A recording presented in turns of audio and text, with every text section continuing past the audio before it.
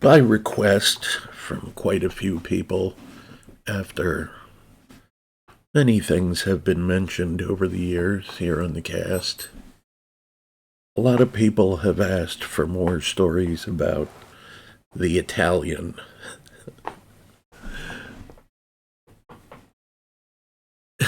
Chat's going crazy.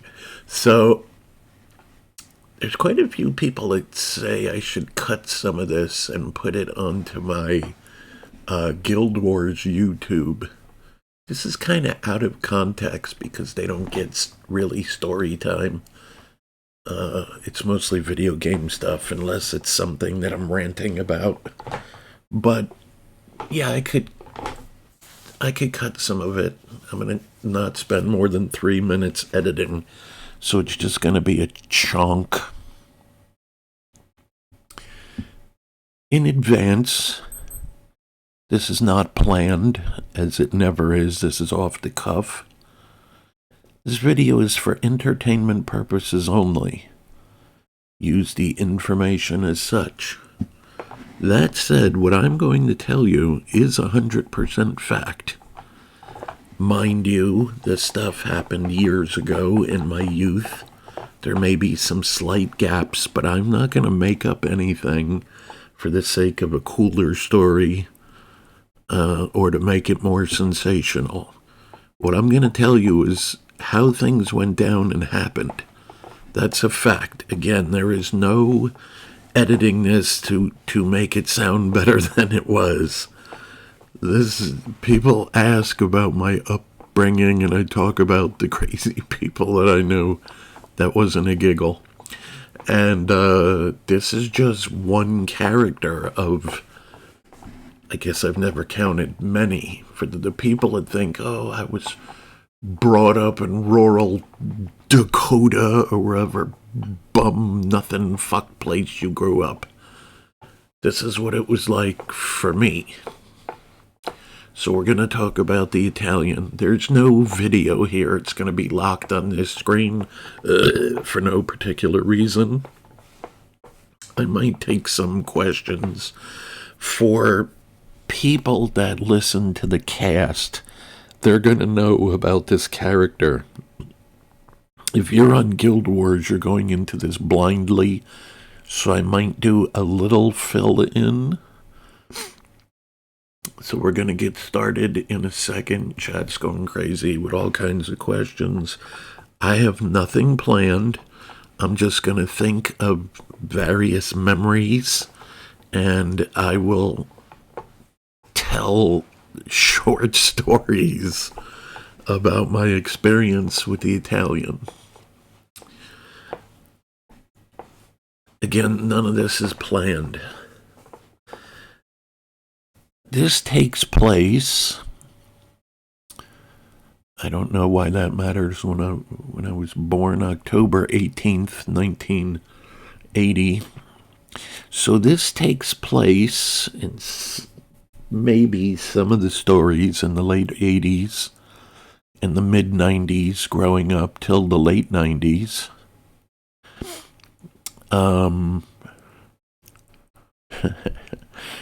People on Guild Wars don't even know my real name. They think I'm somebody else. This is a whole nother story. You may possibly hear me refer to myself as Dennis. This is a whole nother story. I'm not going to go into it. Okay, so we're going to just get started out of the blue. This takes place, what I'm about to tell you, on this Storytime session on the east coast of New Jersey, very close to the Jersey Shore. For those of you old enough that saw the original TV show and the antics that go on, how people dress, how they talk, what they look like, keep in mind this was edited because this shit was way crazier than what they would show on that television. This is where I was, and this is what people look like and dress like and acted like. There was other Italians, but this particular one is the boss Italian. I would tell you his real name. It really wouldn't make a difference, but this family, I'm kind of editing this for the sake of the family and some of it for my own safety. This person that I would call the Italian, my friend that I grew up with, his family was often in the news, usually in the New York City area. There may or may not have been TV shows, miniseries, and movies about them. If you grew up in the Northeast, maybe even Philly, at the time, probably in the 80s, 90s, 2000s, I don't know about after that, you would occasionally come across people, usually men, who would imply or flat out tell you that they were connected. They were part of so and so family. I'm going to use the term mafia. Do you know who I am? And quite frankly, 99.99999% of the time, it was a lie, false, just somebody talking shit. In this case, I'm not going to go into why, but I can tell you that this Italian was definitely connected and definitely part of a family. This is a fact. The Italian and his family, brother, and mom and dad, and some of the extended family were on the news, in the papers, talked about movies many times. This is a fact. I knew this person, the Italian, from school. He was one grade below me.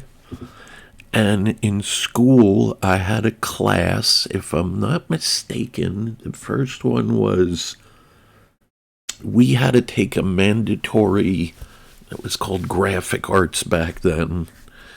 I won't go into that class, it's not important in the story.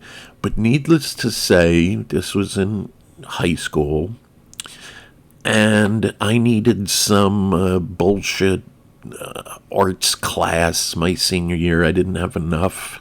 I don't know if it still works like this. So I just took this because I didn't want to do cooking or sewing or whatever, wood shop, whatever other dumb stuff they had. It sounded like the least dumb. In that class, it just happened that there was about 8 class clowns and a couple other people I knew. It was maybe the most fun ever. We basically got kicked out of class every day. We were loud, rambunctious, immature, asshole boys, and it was the most fun ever. This is how I met the Italian in this class. He was actually sort of quiet in the very beginning, but when he learned that when we would go into the dark room where we would develop photography, it was, they taught us how old school pictures were done with the chemicals and all of this. Yeah. That we would do WWF, now WWE wrestling. For some reason, this room was soundproofed, and it was unusually thick, and there was actually triple doors to get into the room. And we would get in there. It was dark. There was, almost no light, conventional light. And we would just pick. I'm going too far into this, so I'm going to shorten it. We would pick our favorite wrestling star, and we would have matches in there. And the Italian, one day found out what went on in there, and he got into it. That's how I befriended him. He was kind of mellow his junior year in high school. Like I said, he was a year behind me. Didn't do any sports. He was of average size probably then. I'm going to say he was 5'9", 155, but he was in shape. He had abs. The Italian evidently, so I'm straight and vanilla, but I can only tell you from what I saw over many years, evidently he was shockingly stunningly, ridiculously attractive to women. I say this because, as someone that never had a problem getting dates and hooking up with chicks, and women would approach me, he was on a whole different level. More than anyone I ever knew, can I say that? Yes, in my life. Crowds would flock around him. White girls, black girls, Asian girls, all of the other Indians, they would all say, that's the best looking guy I've ever seen. Even though he's a white boy, in the case of the non white people, they adored him. As he grew up, it got even more so. Bars, clubs, it was crazy how women flocked around him. He was not interesting. He really didn't have any game. He was a jerk, and it didn't matter. There was crowds around him. Always. He banged some of my girly friends that I grew up with. They said it was terrible, but they didn't care. They adored him. He got in with a bad crowd, which is a whole nother story I could get into, including a guy that became a kingpin. There may have been a movie and some shows and stories about him also. The cast of characters I grew up with, oh my God, they all had nicknames. I'm not going to use any of their nicknames for several reasons, but it doesn't matter for the sake of the story. The Italian got in with a bad crew who became a gang. I'm not going to tell you the name of this gang, but in this general area where I grew up, they were known for many, many, many, many towns, a huge radius of 100 miles or something like this. They were known for a couple of reasons. One, they continuously got into fights. The whole crew, the main crew, there was probably 15 of them that were always together. And then there was probably another 15 to 20 satellite wannabe gangsters that kind of hung out a lot of the time or some of the time. So this was a fairly big crowd. When a fight went down, it was a never one-on-one. It was a 1-on-15 or 30. All of these guys became drug dealers. In the beginning, it was steroids, which I don't think were completely illegal or not to the level they are now, and they were much easier to get, evidently. It started off where these guys found out what it was when people really didn't know what steroids were. You know, it was still a little secret or hush-hush. And then all of a sudden, all these high school kids are 220, 230, 275 pounds.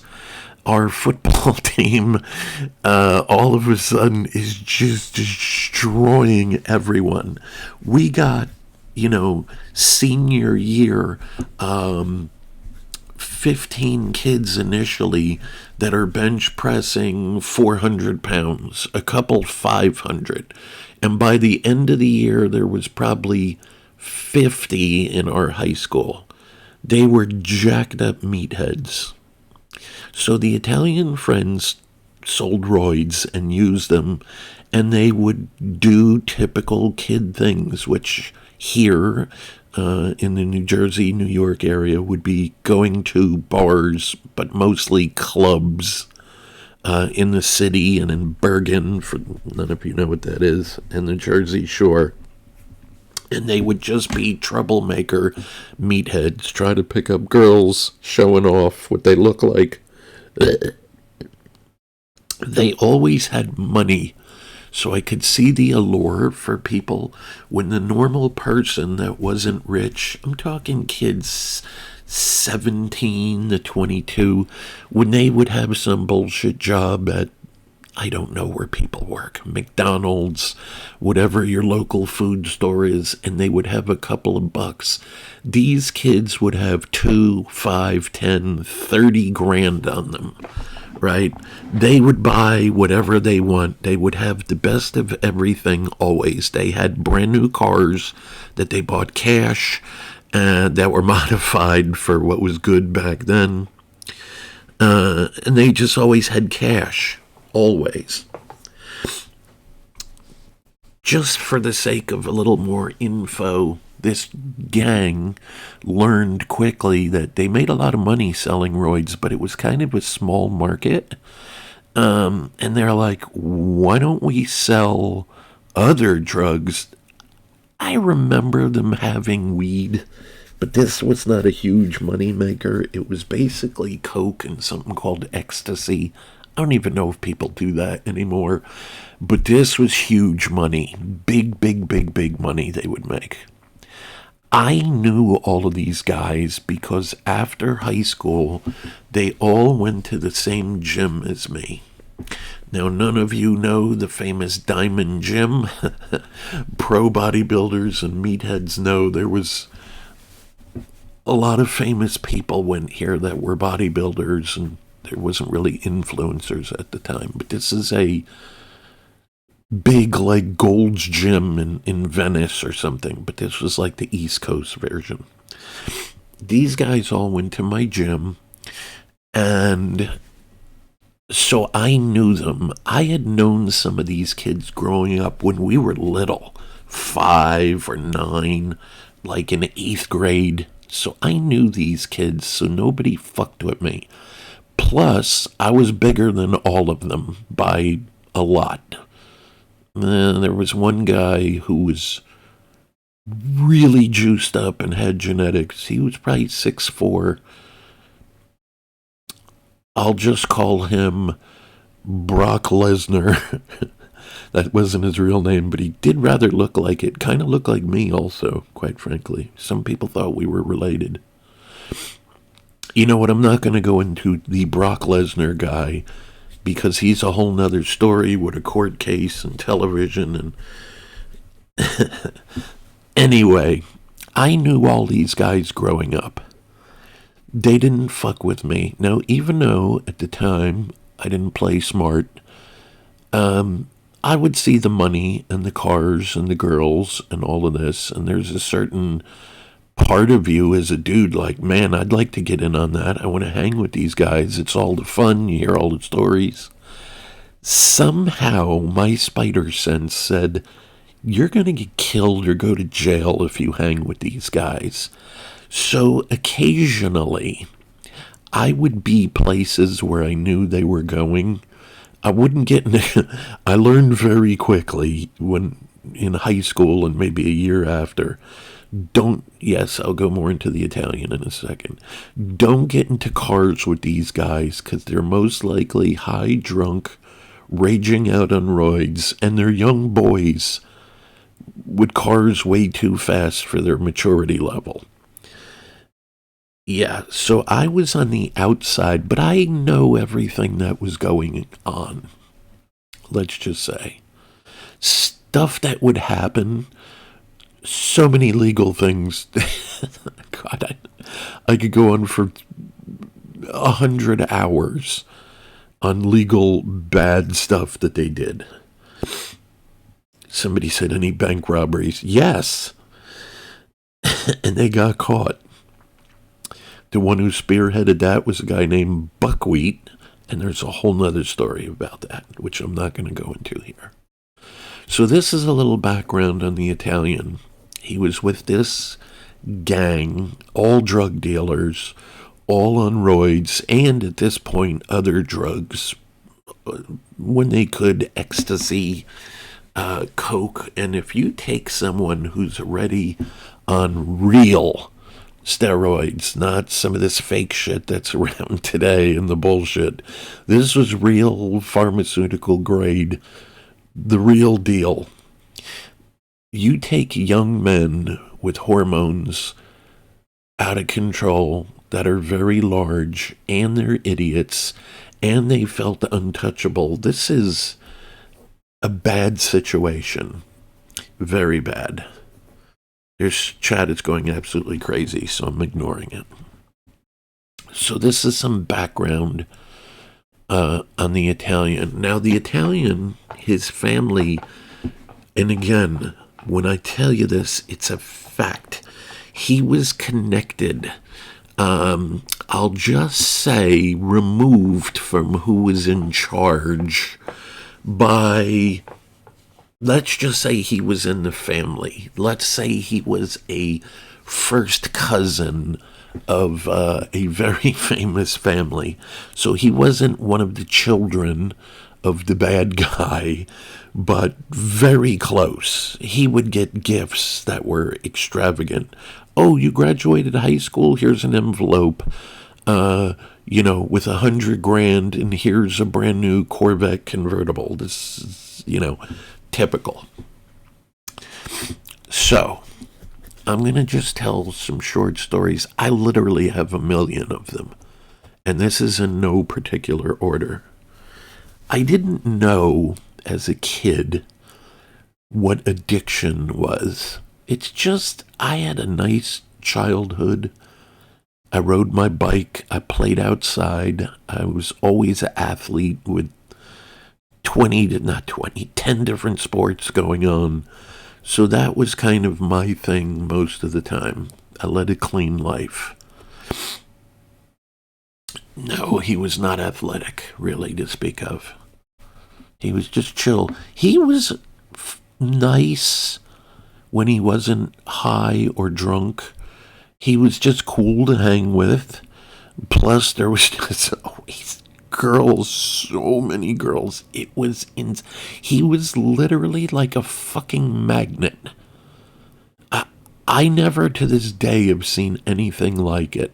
Sometimes there's an unusually attractive guy, but girls will be shy. They'll look at him from afar, or they giggle, or they do whatever girls do. Not the case. He was a fucking magnet.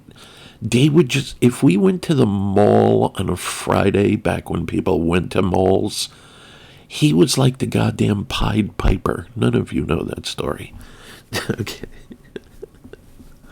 So, I didn't know what addiction was, and he had a very addictive personality for drinking, drugs, bad behavior. So many stories are flooding my mind. Not one or two, hundreds. Like, I could make this video a week long. So I'm going to just tell you the first couple of things that come in my mind. And these are out of context, not in chronological order. One of the very few times that I did hang out near this gang and with this people, we're about 30 deep. We're going to a club in North Bergen, New Jersey, which, if you lived on the East Coast, everybody knows this place. This was famous. It's been in movies and in songs. I'll leave it at that. And we had a way to get in because we knew a bouncer who bought roids from these guys. I only went because I had never been there, and I would hear stories all the time about this place. And I was like, yeah, I'd like to do it once. But I drove my own car, and I had two of my buddies with me. We kind of followed them in this caravan. So we're driving, and there's a bridge we have to go over. All these guys are roided up in a very heavy dosage of the good shit. They have roid rage. They're drunk. Almost all or all of them, I'm assuming, and or high, probably on coke. This is with fast cars. This is a deadly combination. We get to a very famous bridge, large bridge, very tall bridge. I'm not talking a bridge that goes over your local creek, or depending where you're from, crick. I'm talking high, like look down and shit is small, big bridge. So there's traffic because it's the summer and people are going places that are fun, and it's stop and go, even on this highway or freeway, I guess, depending where you're from. You never know who's going to listen to this. 4 or 6 or 8 lane type road. We have tolls in New Jersey. I know not everyone does. They're all over the fucking place here. So traffic often would be stopped. Anyway, we're at the apex of this bridge, just the way it worked out. I'm probably 4 cars back from the apex, and like I said, these guys are rolling at least 30 deep.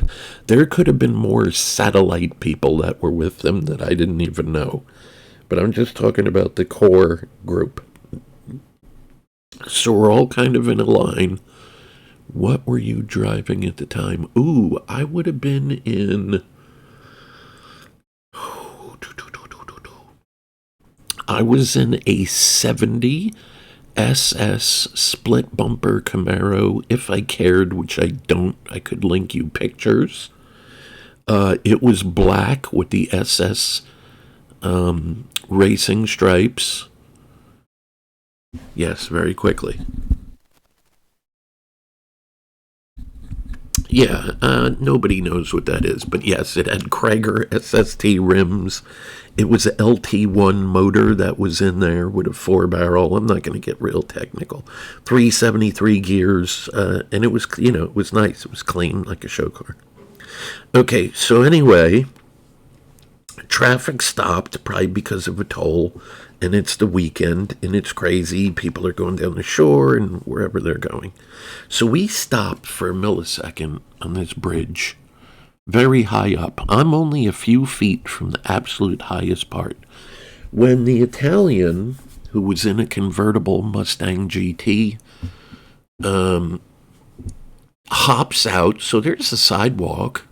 This is different now with the fence, but at the time there wasn't. He hops out and he's hooting and hollering, I don't know, yelling and just being a maniac. Probably high and drunk, I'm quite sure of it. And he's just screaming and yelling, and there's people beeping and get back in your car, asshole. And, all of this. Music is pumping because everybody had a sound system then. All of a sudden, he goes to the edge of the bridge, puts his hands over his head like he was a diver or something from the Olympics. And, we're laughing like, oh, look, he's joking. And then he jumped. He jumped over the edge off of this bridge. Now, I don't think there's deep water under there. I think it's actually oddly shallow. Like several feet at best. We're not talking hundreds of feet or 50 feet. We're talking a couple of feet.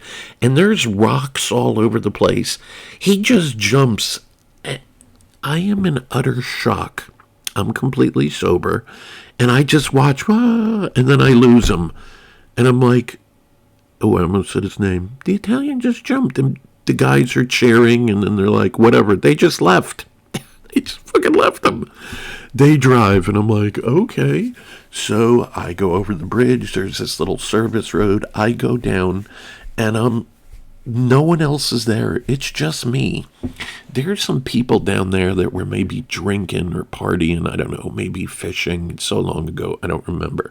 But a few people, 6, 7, something like this, that witnessed. They were just chilling, and then something comes flying over the edge, and it's a person. There's kind of a joke that some of you may or may not have heard. It's dumb. That people say, well, I think it's safer driving drunk, especially without a seatbelt, because on impact, I want to be thrown clear. Not mushed up in the car. And kind of the other half of that, people say they like to be drunk because you're more chill and you don't tense up and you're rubbery, if you will. And during an accident, rather than tense up and your bones break, you kind of go with the flow and blah, blah, blah, you just jelly through it. Yeah, I just made that phrase up. There's some version of this no matter where you've grown up. He jumps, I don't know, 50 feet, 80 feet, 100 feet. Fucking high into water less than he is tall with rocks everywhere. It took me a couple minutes to get through the traffic into this service road. So, again, this is years ago. Maybe 10 minutes go by. And as I get there, he comes staggering out of the water. He's scraped up from hitting rocks. His clothes are a little torn. Obviously, he's all wet. He was wearing, nobody knows what Z Cavaricis are, some kind of tank top, his 1.5 gallons of Dracar cologne, not that any of you know what that is, but on the East Coast, then everyone smelled like Dracar, except a few that smelled like Cool Water. Nobody knows those two colognes, but at the time, this is what everyone wore. He comes staggering out, and he's oddly normal. Now, I've seen people later in life and working for the government and even on the racetrack, people and myself getting into accidents. I'll leave it at that. And going into shock. I've seen people fucked up and for 1 to 30 minutes act normally, no crying, no screaming, no pain, no limping, and being fucked up. Shock. I'm assuming that he is in shock. He comes staggering like a pirate out of this water, scraped up, and just fine. Oh, bro, did you see that? Yeah, I thought you were dead. You committed suicide. Nah, I was just hot in the car. It was, summer and it was warm out. And I just thought I'd go for a dip. It just didn't seem as far as a drop as it was, I guess, from being drunk and or high and just dumb. His perception was altered. Maybe he thought it was a 5-foot drop. I don't know what went through his mind. And I wanted to cool off, for a second in the water, just like go for a dip in the pool. Where is everyone? They left. Ah, shit. No, no one cared. No one wound up. They just left. So there was a girl just hanging out there, drinking or whatever they were doing near this water under the bridge. Big bridge. Think like Golden Gate. Maybe not that big, but close. One of the big New Jersey, New York type bridges. Yeah, I'm not going to be specific. And she's like, "Are you okay?" And I don't know, she had a blanket she was sitting on, or a towel, just to insulate from the ground where they were. She picked it up, wrapped him in it.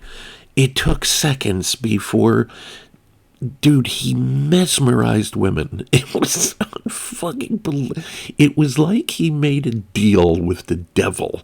That's how powerful this kid's aura was. I seen it literally like 1,000,000 times, and it was absolutely crazy. She's swooning all over him, and, what were you doing today or something? I don't remember, just due to the amount of time that has gone, what they were talking about. Oh, we were heading to so-and-so club, and I just thought I'd go for a swim. Oh, well, I drove here myself. I've never been there. Could I go with you if I bring you? And he was like, yeah, cool, I'll get you in. I know a bouncer.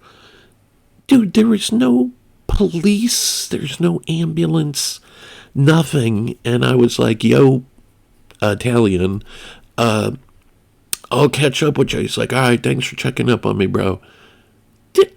Not fazed.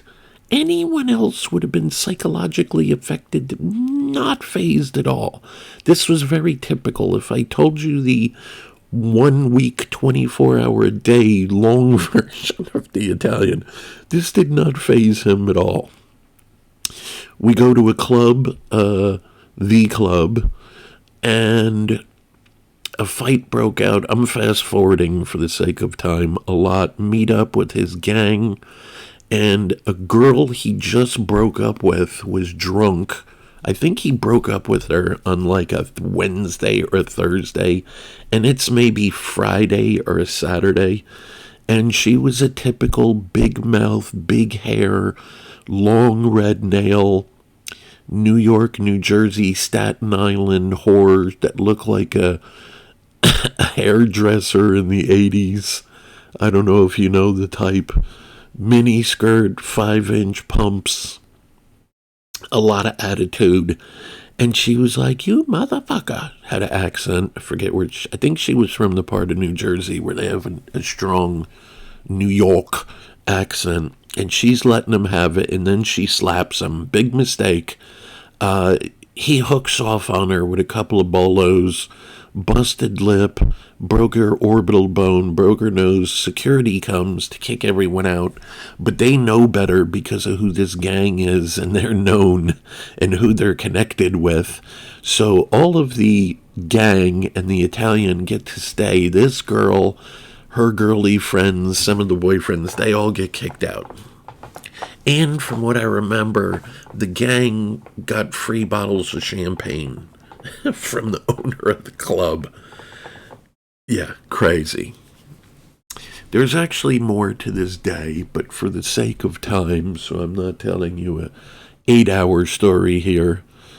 This was just the bridge jumping incident. And again, look, any guy that did stuff growing up between 16 and 25 has a story. Now, there's a lot of nerds. I don't know how many people are going to hear this, but there's a lot of nerds that played video games, sat in smoking weed, and never did anything. They didn't go to clubs, bars, down the shore. They didn't go picking up chicks and stuff. They were nerds. I didn't really know those people. I might have had one or two friends that probably are going to hear this video and laugh at everything I'm talking about. Yes, they might have this one time, we got drunk on some Jack Daniels that we found, and we went tipping some cows. These are not the stories that I have. Oh, this one time we got in somebody's pick-em-up truck, and we did donuts on somebody's front lawn. No, this is not my upbringing. Okay, anyway, this was the bridge incident. I'm going to close that short story there. So this is the Italian. Again, this is not in any particular order. The Italian and his brother, who was also quite a troublemaker, are having a party. If I'm not mistaken, it's a birthday party. The parents of the Italian and the brother were actually pretty strict. But they were gone. They were in Italy for a legit vacation. That's the only memory I have. So anyone who was anyone in high school or shortly after is at this party. This is like a party you would see on a movie that was a coming of age movie that every generation has. I can't think of the name of any of them, but whether you're an 80s, 90s, 2000, 2010, whatever kid, there's always a movie where there's a party and shenanigans go on, and it's so many people, and it's just craziness. That's what this was. It was absolute madness. There was hot chicks, alcohol, food, drugs everywhere, not hidden. I remember plates, I guess I'll call it like dinner plates or trays of cocaine. I didn't, because I was a good kid, I actually at first didn't know what it was. I just remember walking in the house. They had kind of security there that was some of these big roided up dudes, but they all knew me because I went to the gym with them and I grew up with them. So I didn't get frisked. They didn't even ask me any questions. Just, I always got, "Oh, it's Dennis the Menace." That's what they call me. So I got right in. I walk in the living room, and I've been in Italian's house many times. They had a few, actually. This particular one. So I knew the layout. You walk in through this big hall, and you're in kind of a living room. There was people in here, but mostly it's in the summer. They were in the pool and other rooms where the musics were going on and such, the kitchen. There were some people in here. And on what I'll call a coffee table is a tray with a mountain of powder. When I say mountain, I don't mean, like, how can I explain to you how much? Like, if you took, for those of you that know what 7-Eleven is, like a big gulp cup, if you took 5 of those, maybe 6, and just poured them onto a giant tray, that's how big this pile was of what turned out to be cocaine. I don't know. I'm not a drug guy at all. It's never had any attraction to me whatsoever. And I was around it. I could have had so much free of everything. Just, it had no attraction to me at all. Zero. For whatever reason. Now, my twin, that's another story, but this vid is not about him. And I remember people coming over and doing, I guess, lines, except they were fat. These were not. These, in movie, I only know what I see on movies or TV. This is not where they take a credit card and make a skinny little, 3-inch line as thick as a piece of thread. This was the size of my thumb and long, like a railroad track. And just, somebody asked, no, it was the dudes and the girls. It was they would just casually come by, do a line, and then leave. Some people were hung out, passed out, asleep, whatever. There was people just fucking and getting head and girls dancing. It was crazy. This is when you first walk in. This is what I see. There's also a couple of bowls, nice bowls, crystalline, with pills in them. I only remember this because being a race car guy sponsored by Mitsubishi, one of the pills had the Mitsubishi logo, symbol on it, and they referred to these pills, at least that day, at this time, as Mitsubishi Turbos. It was ecstasy. I don't know anything about drugs, but whatever kind of ecstasy it was, I don't know if that's a brand or a dealer or the specific mix of MDMA and whatever drugs are in. Are you drinking alcohol? No, that is lemonade, sugar-free lemonade with stevia in it. Okay, so yeah, there was a bowl of ecstasy Mitsubishi Turbos. I just remember looking, going, oh, people were popping them, like just people were, lines of people were walking by, just getting them and having them. There was a big metal bucket that I would imagine you see on farms that had ice in it. And there was various Snapple. Is Snapple even around anymore? Did I date myself? Drinks, bottles of whatever it was. Kiwi, strawberry, juice, lemon iced tea, whatever. So there was Snapples, and then there was another giant bucket with waters in them. And people would just grab a drink, get an ecstasy, pop one, usually had already done the coke or went to the coke immediately after. This is just describing what happens when I walk in. So again, I know the layout of the house. It's pretty big, probably not including the finished basement, which probably doubled the size of the house. It was probably 4,000 square feet, give or take, maybe a little bit more. I wormed my way upstairs into the kitchen, and this was kind of closed off a little. I guess he didn't want everyone in every room fucking shit up, even though he wasn't a planner or very smart and he was out of his mind at the time. Yes, there's a name for this story. We're almost to the the best part, I grabbed something to eat. This was an Italian family, like off the boat, and they always had delicious foods. They had a chef, there, and I knew this. Other people weren't supposed to go in the fridge, but one of the meatheads saw it was me, and he just let me go in there. So I'm eating something I don't remember, as it was so many, but it was delicious. So the music is pumping. The cops, for whatever reason, which I heard stories of years ago, were paid off a lot of money to not come to this house despite how many calls there were or whatever went on. I'm sure at some point, if enough shenanigans happened, they would probably show up. I'm going to continue the story because they might have, but I had left. So I eat, and there's just people everywhere. I didn't count, but there's 100 or 200 people, maybe more.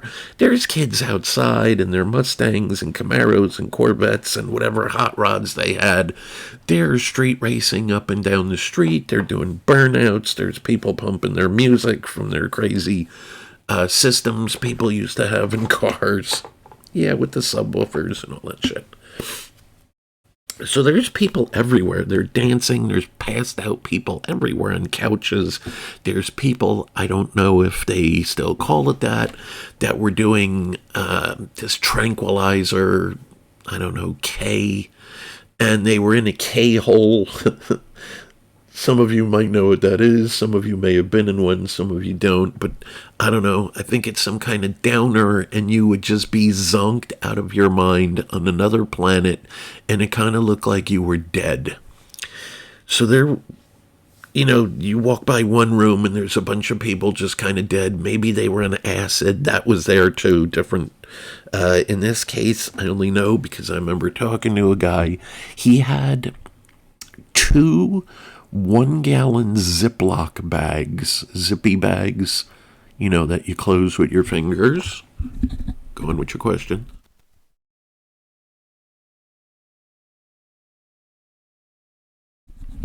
I acknowledge what you said. Okay. So to finish this guy, we'll just call him, his name is irrelevant. I knew this kid from high school, and he has 2 1-gallon zippy bags of something called mescaline or mescaline. Again, not a drug guy, not an expert, and I don't care. These were what he referred to as double barrel. I still remember to this day him telling me, oh, this is double barrel mescaline. They look like, at least this batch then, it looked like Nerds candy. For those of you that know or remember Nerds, that's what it looked like. And he's like, oh yeah, this is powerful. This dose is crazy. And he was selling them, I don't remember the price, but it was like a certain amount for one. And if you got 2, he lowered it a couple bucks. I don't remember.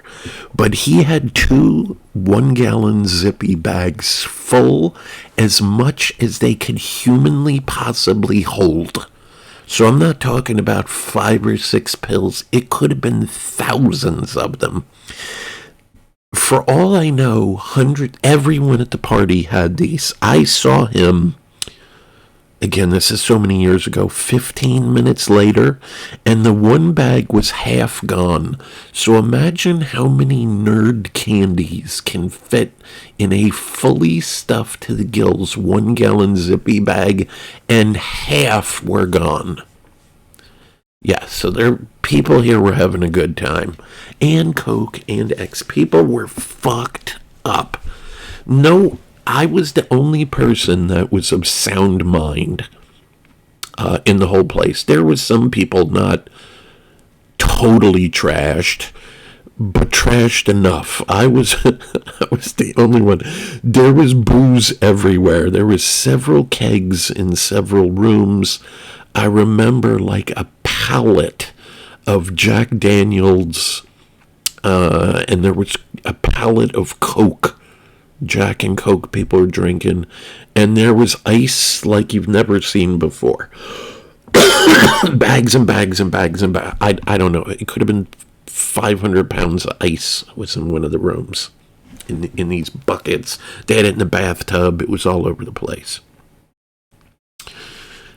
The ending of this story, so I eat and I'm just kind of worming through the party. I bump into some people I knew from high school or around or the gym or whatever and just, hey, just schmoozing. And Italian had come to where I was for something. And he sees me. He's like, yo, Dennis the Menace, come out and celebrate with us. So we're walking through the crowd and I didn't know this room.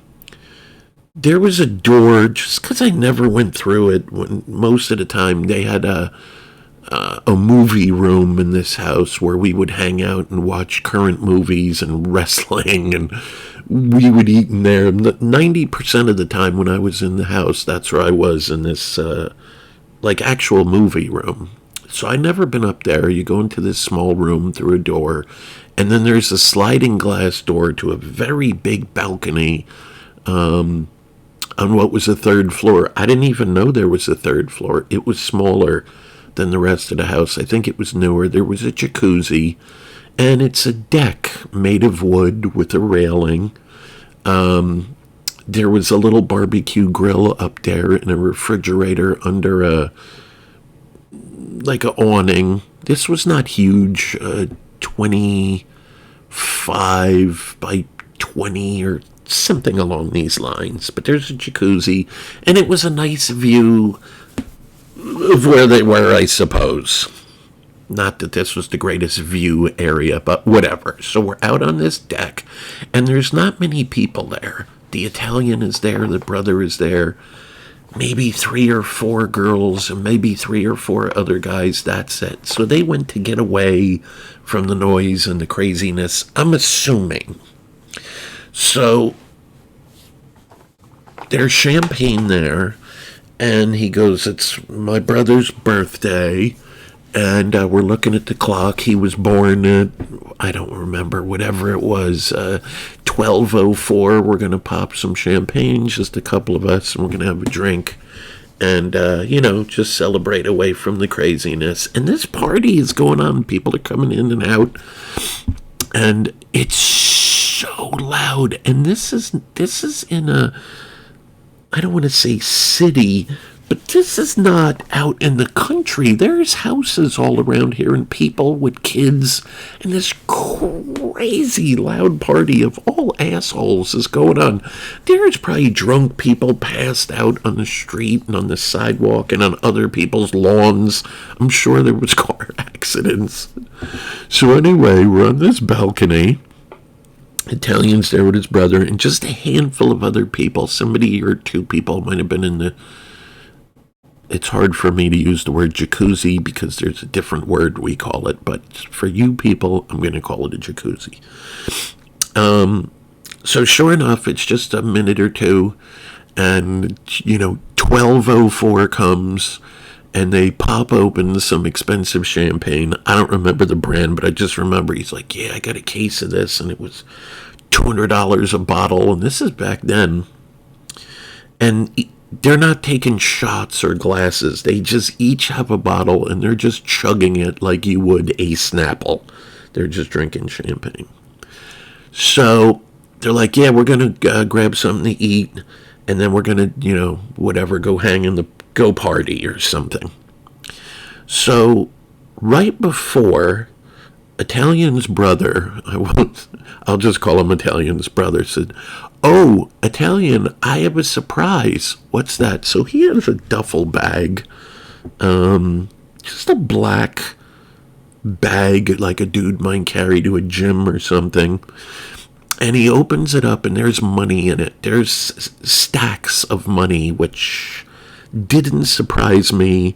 I'm not going to go into some of these stories, but it wasn't shocking to me to see stacks and stacks of money like something in a movie. He just unzips it, and I don't know. It could have been 20,000. It could have been 100. Could have been 200. I have no idea. But there's a lot of money in stacks. There's a T-shirt in there, maybe from the gym. I see part of a Jordan sneaker sticking out, and he just kind of puts his hand in, and he pulls out what I thought was a fake plastic gun.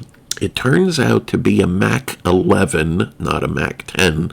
He pulls it out, and I'm like, oh, look at it. I was a little shocked. Like I said, I'm a normal person that knows all of these crazies. I'm stone sober with a belly full of yummy food, and I had a yummy peach Snapple or something. So he just, none of this is scripted. It's not like he said, I'm going to reach in my bag now and pull out this fucking gangster machine gun, handheld. Think like Uzi, for those of you that don't know guns. So he just pulls this thing out, and I'm like, oh. And he's like, it's my fucking birthday, and I'm 21. And he goes to the edge of the balcony, so it's like against his chest and his belly, and he's holding the gun, and his arm is, let's say if it was a clock at 9 o'clock, right? And he pulls the trigger. This thing's, I don't know if they're fully automatic or this one is converted or what the story was.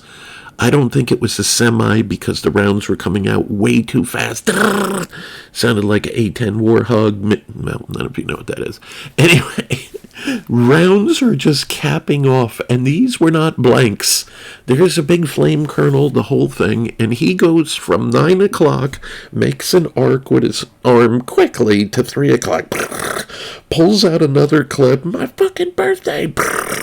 He's quoting lines from the movie, is it called Scarface? Was that De Niro, right? I don't know, and he's talking like him, and I'm like, there's probably millions of dollars of drugs. There's definitely underage people here drinking and drugged up. This motherfucker in suburbia is capping rounds off the third floor, music pumping. There is going to be FBI, police, with everyone's coming. I always played smart. I wasn't one of those idiots that was going to stick around. Nah, I'm staying no matter what. I'm like, this is bad.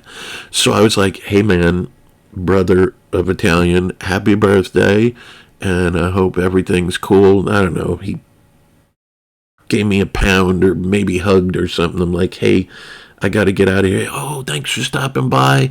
Take, if you want any, I don't remember how he said it, party goods, take a bag or a handful or a cupful or whatever you want, man. It's all good. Everybody knows you, Dennis the Menace. So I leave, and they're still there for the moment, and I walk, through. Thank God no asshole had puked on my vehicle or smashed into it or was sitting on it or whatever. I got in and leave, and as I'm going down his street that he lived on, which was quite long, it was probably not a mile, it was a good half a mile long, his street, for some strange reason. And I see a shitload of cops coming. First it was undercover, no sirens on, like the whole police department. A lot of cops, like something from a movie. But at this point, I'm not speeding, which was rare, because normally I drove at the time like an asshole, especially in that car. I'm probably like 8 or 9 houses away, so I'm not like right in front. I don't get stopped or pulled over. I just see them kind of go, over towards the shoulder of the road, and they just pass me. Seconds later, I'm near the end of the road, getting ready to turn off to wherever I was heading, and I see 4 helicopters coming with the spotlights on. Not the first or the last time that helicopters in mass went to this house. And then I hear sirens. I see cherries everywhere, the police lights. Both that had arrived at the house and ones that are coming from all directions. I could hear them, and just through the trees and reflecting off objects, I just see the lights, and I was like, I'm going to drive home nice. So that was that was the birthday party story. This is actually, again, much longer. I gave you the short version for the sake of time. You guys want me to stop, or do you want more Italian stories? Why am I not shocked? I get a call. Again, these are not in chronological order. Just particular ones that are in my head. This should be like episodes of Seinfeld or other shows. This is the kidnapping episode. And this, oh God, this is not an uncommon thing. But for sake of time, I'm only going to tell you this one. I get a call, and again, this is, many years ago at this point. Probably on a weekend. I don't have an exact time for you, but dark, late, 1, 2, 3 in the morning. For whatever reason, I was actually home, which was rare because I was really never home on weekends, quite frankly. But for whatever reason, this particular day, I'm home. Maybe it wasn't a weekend. The phone rings, which was odd. I pick it up rather than letting it go to the machine. This was a hard line. And I just am like, hello. Yo, it's the Italian. Yo, what's up, man? What are you up? What are you fucking up to? So he has a New York-ish wannabe gangster accent, his vernacular, his speaking style. That's how he talks. I would have known it was him right away. Yo, what's up, fucking Dennis? Whatever. And what are you fucking doing? I was sleeping, man. Yo, I don't mean to wake you up or be rude. He had a weird politeness sometimes, especially with me, because his mother, Italian mother, used to slap the shit out of him if he wasn't polite. It was weird. Here's this gangster and terrible person. Sorry to wake you up, but the short version, you're the only level-headed person I know that's not drunk or high or something right now. So that's why I'm calling you. Okay, man, what's up? I just woke up handcuffed in a warehouse somewhere and to a table, but the dummies didn't realize that I could pick the table up. It was big and metal. So I don't know if he carried it or dragged it. And there's a payphone in this warehouse, and I'm like, this is out of the blue. Like, I get woken up. I was sleeping out of the blue. Are you trolling me? Like, no one said trolling. If it was anyone else, I would think they were cranking me, or what you would call trolling now. But knowing all of the adventures of this guy, there is nothing he could say that I wouldn't believe wholeheartedly, because I know that this shit happened every day to this guy. No, this is like an empty, abandoned warehouse. There's blown out windows. The floor is dirty. There's no boxes. I don't know, maybe it's Jersey City or New York or something.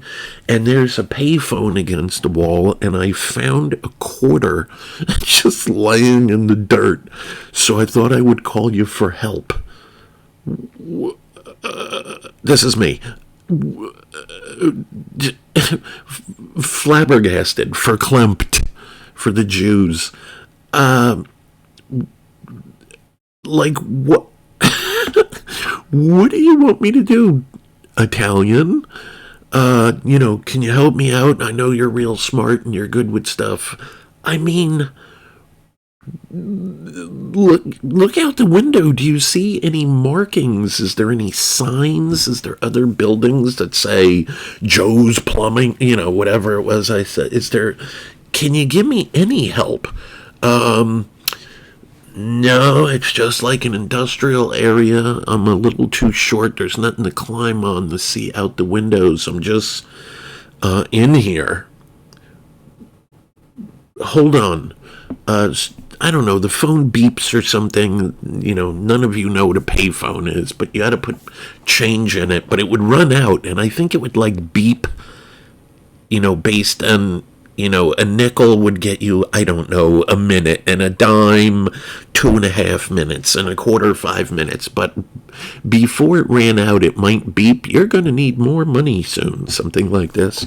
And he's like, hold on, there's some more change. So I can hear him pumping it into the machine, whatever denomination, whatever kind of coins it was. He put a few in. I don't know what kind. And I'm like, what happened? Bro, I was at this party in Jersey. By the way, see, not many of you are going to know who this is. He knew Joey Diaz. So if you've ever heard Joey Diaz stories, who was... all right, I'm gonna just leave that alone. He's like, I was partying in North Jersey, Bergen County. A lot of shit would go down here during this time frame. And I don't know, there was some beef with my family, and somebody owed somebody money, so they thought they were going to take me hostage. I just remember a guy gun-butted me. Basically, a guy smashed him in the mouth or the ear, maybe, with a several-pound firearm, a big hunk of metal, knocked him out. He said he woke up in a trunk. They had tied him up, and there was a pillowcase over his head, and they brought him to this warehouse, and he remembers them calling, we have the Italian, and you get us your money, you're never going to see him again. And that's what happened. Again, people, I'm a normal person with a regular life and a normal family. Exactly. I get this call out of the blue, and I'm not even like this guy's best friend or everything. I know him.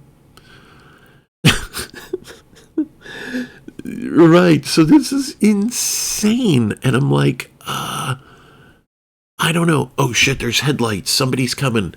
There's some more change here, so I'm good. I'll get back to you. Okay, wait by the phone. I mean, it's whatever in the morning. I was just sleeping. I'm not going anywhere. So now my brain is racing. I mean, if I go and try to help this guy, I'm going to roll up as a normal person. There's going to be guys with, at the very least, pistols, right? Maybe more. Some thugs like from a movie or from Grand Theft Auto. Should I call the police? So I'm just thinking, and I'm tired. I probably had a good workout today. Some amount of time goes by, and I guess I pass out. I fall back asleep. The sun is up, and the phone rings. I don't remember the time, but maybe it was 4:30 or 5. I do remember it was like the crack of dawn. And the phone rings again. I'm like, hello? Yo, it's the Italian. What's up, man? Oh, they came and they hit me again with a pistol, but I didn't go fucking fully out.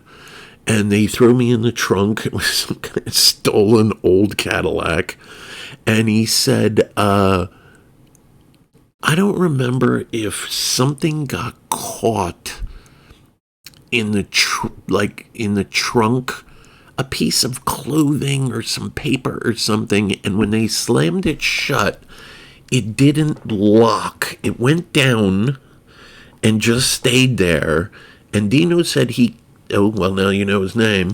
Dino, the Italian, said, I can see, tells us, I'm not telling you his last name, that his whole family had the most Italian names you ever heard in your life.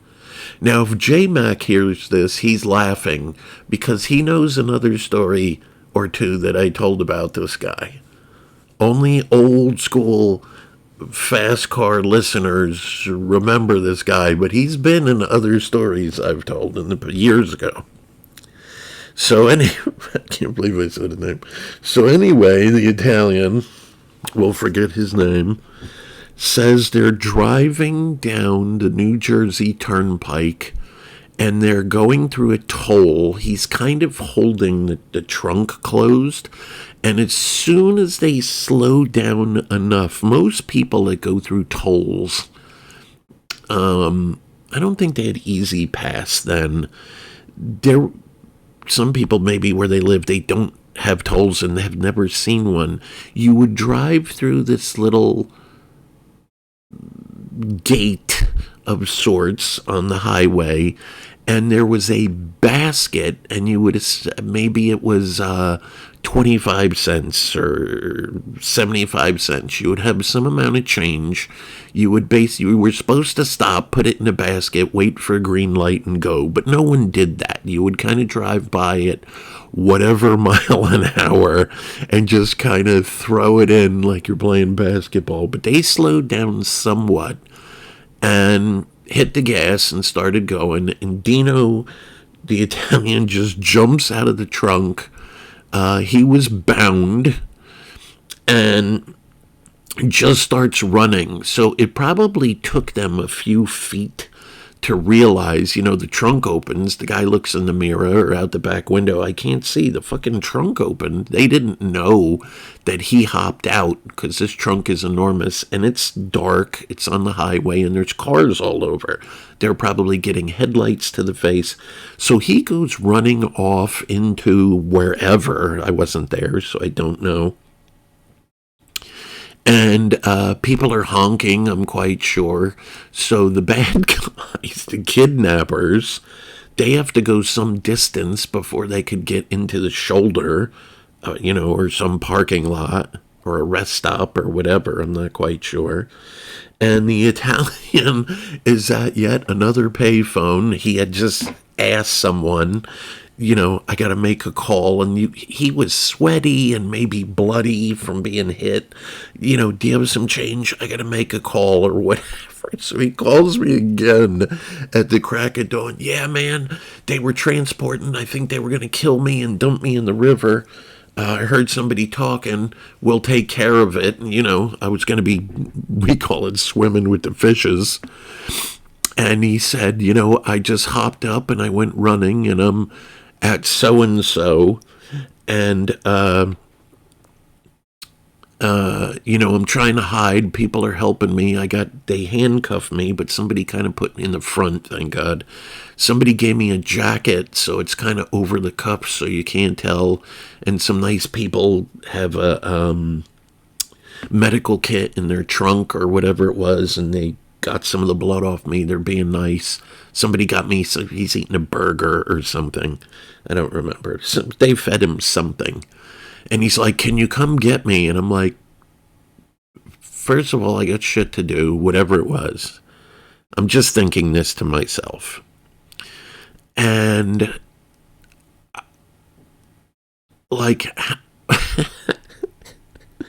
it's not like this was a mile away. He's some distance from me. No traffic, 45 minutes or an hour. I'm like, dude, I can't just get there. Your car's fast, just speed. You'll be here in 10 minutes. I'm like, that's like an hour trip from where I'm at right now. Maybe speeding an hour trip or 45. Yo, can you get in touch with my brother? And I'm thinking, I don't want to be a dick. Why didn't you just call your brother to begin with? Why are you bothering me with this? So I call up Italian's brother. He doesn't answer the first time, so I have to call 2 or 3 times. So he answers, this better be fucking good. Yo, it's Dennis. Yo, it's anyone else I would have fucking shot. What's up, bro? You need something? Maybe you good or something? Yo, don't freak out. Oh, God, what did he do now? That's what he says. Don't freak out. Hold on, let me sit up. So he sits up. I hear bottles or cans rattling around. All right, just fill me in. I don't need any bullshit. Your brother got kidnapped by some Some family, he escaped, he's alive, he's okay, he's not shot or stabbed, and he's called me from a payphone. He's safe and he's waiting. All right, you want to go get him? I'm like, I don't want to go. No. All right, bro, it's cool. I'll go fucking get him. Thanks for the call. He wasn't shocked by this. He wasn't. For all I know, he was high and or drunk or something. There was probably some whores with him. Not just took it in stride like you would if your mom or girlfriend or wife called and said, hey, I got a flat tire. Can you come help me or be with me? Sure. He took it right in stride and went and picked him up. And that was the the kidnap story. Do you want me to end? We're probably an hour into this. Do I have more? Listen, I could tell stories 24 hours a day for a week, however many total hours that is, easily on just this subject without even going into any of the other characters when it comes to the Italian. All right, one more. It's I'm not giggling. It's 3:15 in the morning for the people that don't know. Occasionally, the Italian would just call me. He lived at home during this period with his parents, who had relatively normal lives. Well, mostly. They were involved in some shenanigans also. So anyway, he would call me sometimes, sober usually, and just be like, yo, Dennis. He would talk about the gym or most of the time crazy shit that happened the night before or 2 nights ago with the guys. I would hear all this craziness. He's very animated. Hearing a story from the Italian is better than any movie or TV show ever. I can only tell you the sound effects, the energy, and the... Let's just say it was very fun hearing stories from the Italian. Very animated. And if it was anyone else, and you heard, like if you didn't know the Italian and he told you the typical Friday, Saturday, Sunday story, you would go, this kid is the most full of shit motherfucker ever, unless you witnessed it, you know what I mean, and you knew. I'm sure there was people that thought he was full of shit. By the way, chat's going crazy this whole time. So, he would call me once a week just to see what I was doing, what I was eating. He would tell me about a great meal he made or that his mother or grandmother made. And we would just talk about normal stuff, wrestling, chicks, whatever dudes talk about, in their 20s, low 20s or something.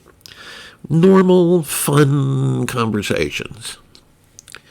Yeah, there was no texting. People used the phone. So we're just talking, and I told you there was many times helicopters were involved. This story could easily be many hours. I'm not going to give you the whole story. I'm just going to give you one little sliver of what's going on. So we're talking about whatever, 10 minutes, and I could hear it. Now it's loud, and he's like, it's fucking helicopters here again. How do you know it's more than one? Oh, I'm looking out the window. And I can see 2 of them just out the front, but I think there might be another one in the back. Oh, man, you ought to see the cars coming. He meant the police, FBI, SWAT, etc. Oh, there's a lot. What does it look like? Now, he was oddly a movie buff. Certain type of action movies specifically. Now, none of you are going to get this because you never saw this movie, but he said, it looks like when they were trying to get the Blues Brothers None of you know what that means because you're all millennials and you never saw the Blues Brothers. I don't know. Pause this right now and go to YouTube and type in, like, movie The Blues Brothers police scene or something. And you'll get an idea of what I'm talking about. Now, I know he's not exaggerating. He didn't mean there, some people that are high or drunk, 2 cops came. Dude, there was like 100 fucking cops. It was two cop cars. But in this case, he was not exaggerating. If he said there was 75 various vehicles and vans, oh, there was. He said they were all over the lawn. They had a security system that was oddly nice for being in a very nice area with cameras all around the house and on the grounds. And he said, oh, I could see in the cameras, there's agents everywhere. He probably said hundreds of them. I hear the helicopters. And I'm like, what is this about? Well, that's a whole nother story. But I'm going to tell you what he said. I remember this like he told me 5 minutes ago. Not fired up, not screaming, not yelling, not in maniac mode, calm. Like, this kind of thing happens every single day. So this is not fazing him at all.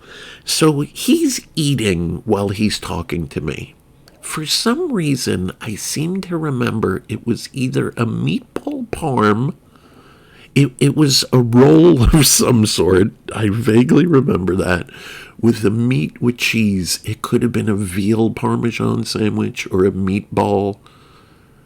I could hear him eating it. He would take a bite, and I would hear him, and swallow. Oh, this cheese is good, and the fucking sauce, the garlic, and he actually became a chef at some point, which is a whole nother story. So he's eating, and all these police, and I can hear them, and they're on megaphones and PAs, and there's yelling, and we know that you're in there. We have you surrounded, and we have multiple air units, helicopters, and there's police and SWAT and ICE and all of these things. We're going to give you 2 minutes to come out. This is on the phone. We're just talking on the phone, and this happens. I'm not really fazed. Your normal person would be, because I have been through hundreds and hundreds and hundreds of antics with this guy and his family and his friends. So I'm not shocked. I'm like, you want to let me go? No, I'm good. Doesn't even want to go. I think my dad is calling the lawyer on the other line. Oh, okay. So he's just eating. I hear him take a drink of whatever, iced tea or whatever he's having with it. He's like, bro, let me ask you something. You know what a double-bladed axe is? Now, I don't know how many people are going to listen to this video. Maybe 5, maybe 100, maybe 200. However many people, whoever you are, wherever you live, whatever your upbringing is, he's saying this with what's going on calmly. Police, helicopters, SWAT, there's dudes with rifles everywhere. His house is surrounded in suburbia. He's eating a sandwich, drinking an iced tea, and just goes, bro, you know what a double-bladed axe is? Yeah, and by the way, I'm quite sure 1,000% that all the phones in this house are tapped. That every conversation we ever had, was recorded. I'm sure they knew who I was and they investigated me. One second.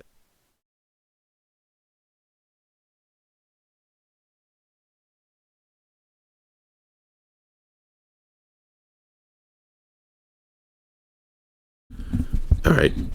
Maybe I'll get into that, maybe not. But let me finish this thought so I don't forget anything. All right, so where was I? Eating a sandwich. I hear him take a little sip of something, iced tea or whatever it was. You know what a double-bladed axe is? Yeah, I fucking got one. I know you know about, like, swords and axes and knives and shit. This one is like something from a Conan movie. It's a big one. Like a battle axe. Something you'd see like a dwarf carrying in the battle. Why are you telling me this? Oh, I bought one. I got it right here. And it has a sheath, a leather sheath, which he takes out. So he's holding a giant movie looking, I didn't see it, battle axe. And I say, is this plastic? No, it's fucking metal with a wooden handle. It weighs, I don't know, 15, 20 pounds. Okay. With all that's going on, he's not talking about the police, why they're there, what's going on. He's asking me about this axe. Yeah. You know how to sharpen one of these? Because I know how to do knives. He could cook even then, before he was a chef. But, you know, this is obviously much bigger, and it doesn't go, I don't know if he had a stone or some machine. You know how to sharpen one of these? Of all the things he could be talking about, the helicopters, the guy would run, and there's a countdown. One moment, and we're breaking in. Not phased at all. And I'm like, well, yeah, you got to get this puck thing and sharpen it. You want me to let you go? Nah, I'm all good. They're here for my brother anyway. I don't think this is gonna go smoothly. You're definitely not sure? I'm gonna go find out. So he is on a court. This is a hardline phone, and there used to be, it's battery powered. I don't even know if it was lithium at that point, but it's a cordless. So it's like a regular house phone, but it's a cordless speaker phone. So he hits the speaker, and then I guess he clips the phone. I don't know if he was wearing a shirt off and he didn't, or he had like what you people would call a wife beater on. So he either clips it, like where his pecs go, or maybe it's on his waist. I'm not sure. So he clips it on, and he's like, so he's holding the axe. He's like, man, this thing feels good. I don't think I could use it one-handed. And he's like, hold on. So he opens the door with a double-bladed, and it was shiny. He told me it was polished. Fantasy, barbarian, or dwarf Lord of the Rings. Fucking axe. Here is 100, maybe hundreds of agents. All of them have guns drawn. He opens the... Listen, what I'm telling you is a fact. And this isn't a story that I heard third-handed. Oh, I heard from John, who told Bill, who told Pete. And the story gets, expanded and people add their own flair. This is me, first-handed, talking to the guy on the phone. What I'm telling you is a fact. This was in the paper. It was on TV. And I was there for it. And I'm sure there is people listening. Groups of people. The FBI, whoever.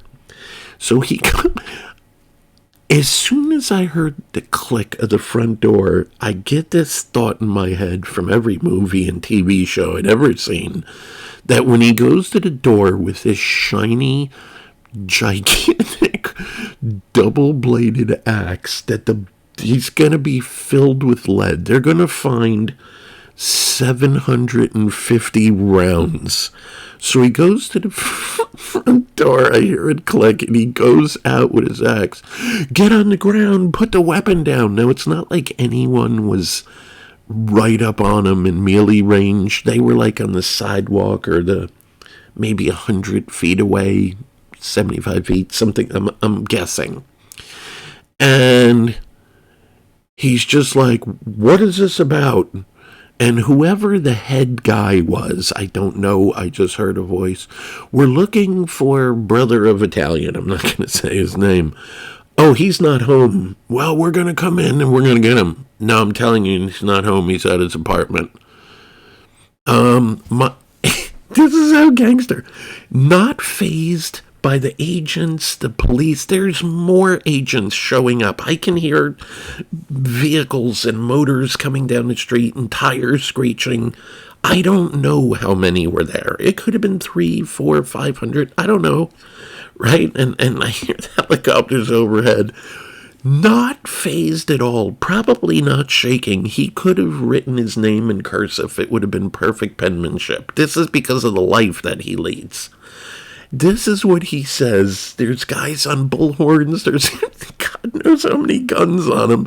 He's got an axe, which he probably kind of threw over his shoulder, and he goes, my sandwich is getting cold. I'm going to go finish it. Turns his back, comes in, shuts the door. Yeah. Doesn't tell me what's going on. Just like, yeah, I'm going to finish my sandwich real quick. That shit's fucking good.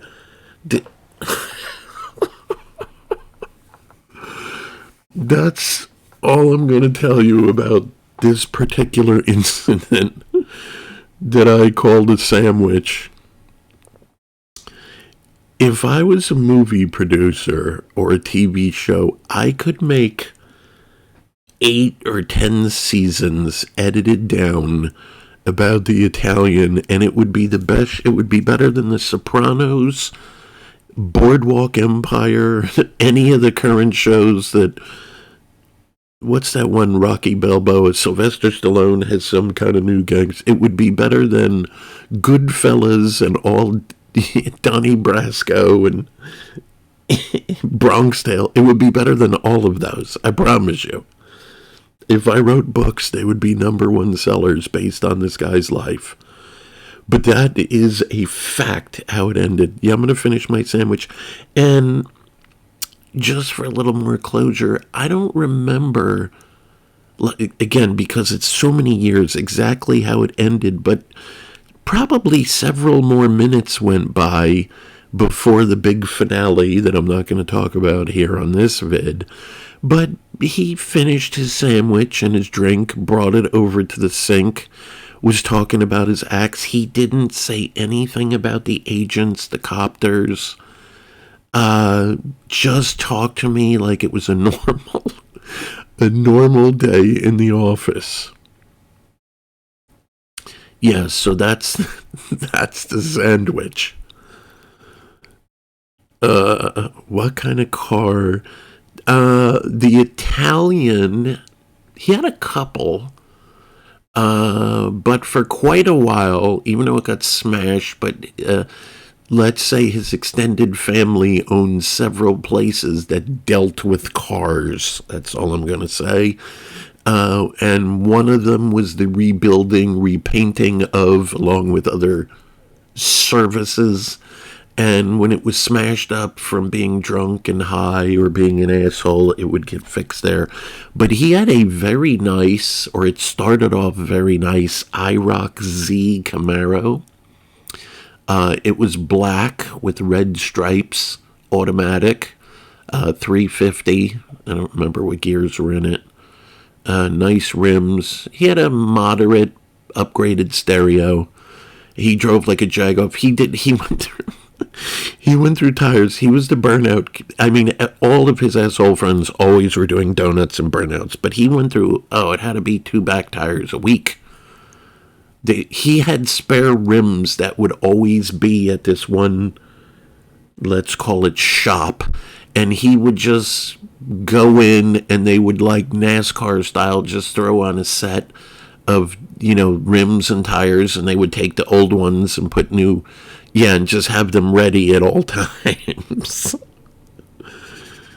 Dudes, it's 3:30. I've given you so much content.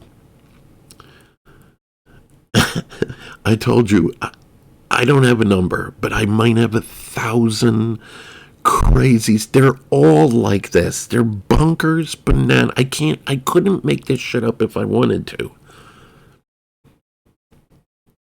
Oh, there's hundreds of stories about him and his buddies getting in the fights, the gangs, and their initiation. Oh, God.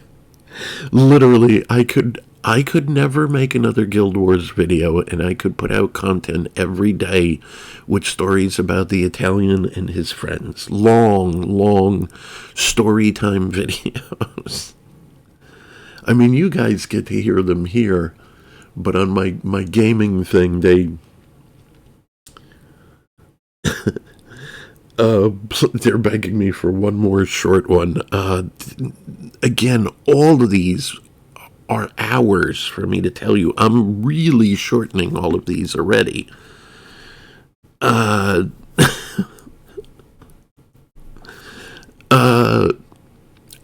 tell you two short ones. And again, these aren't in any kind of order.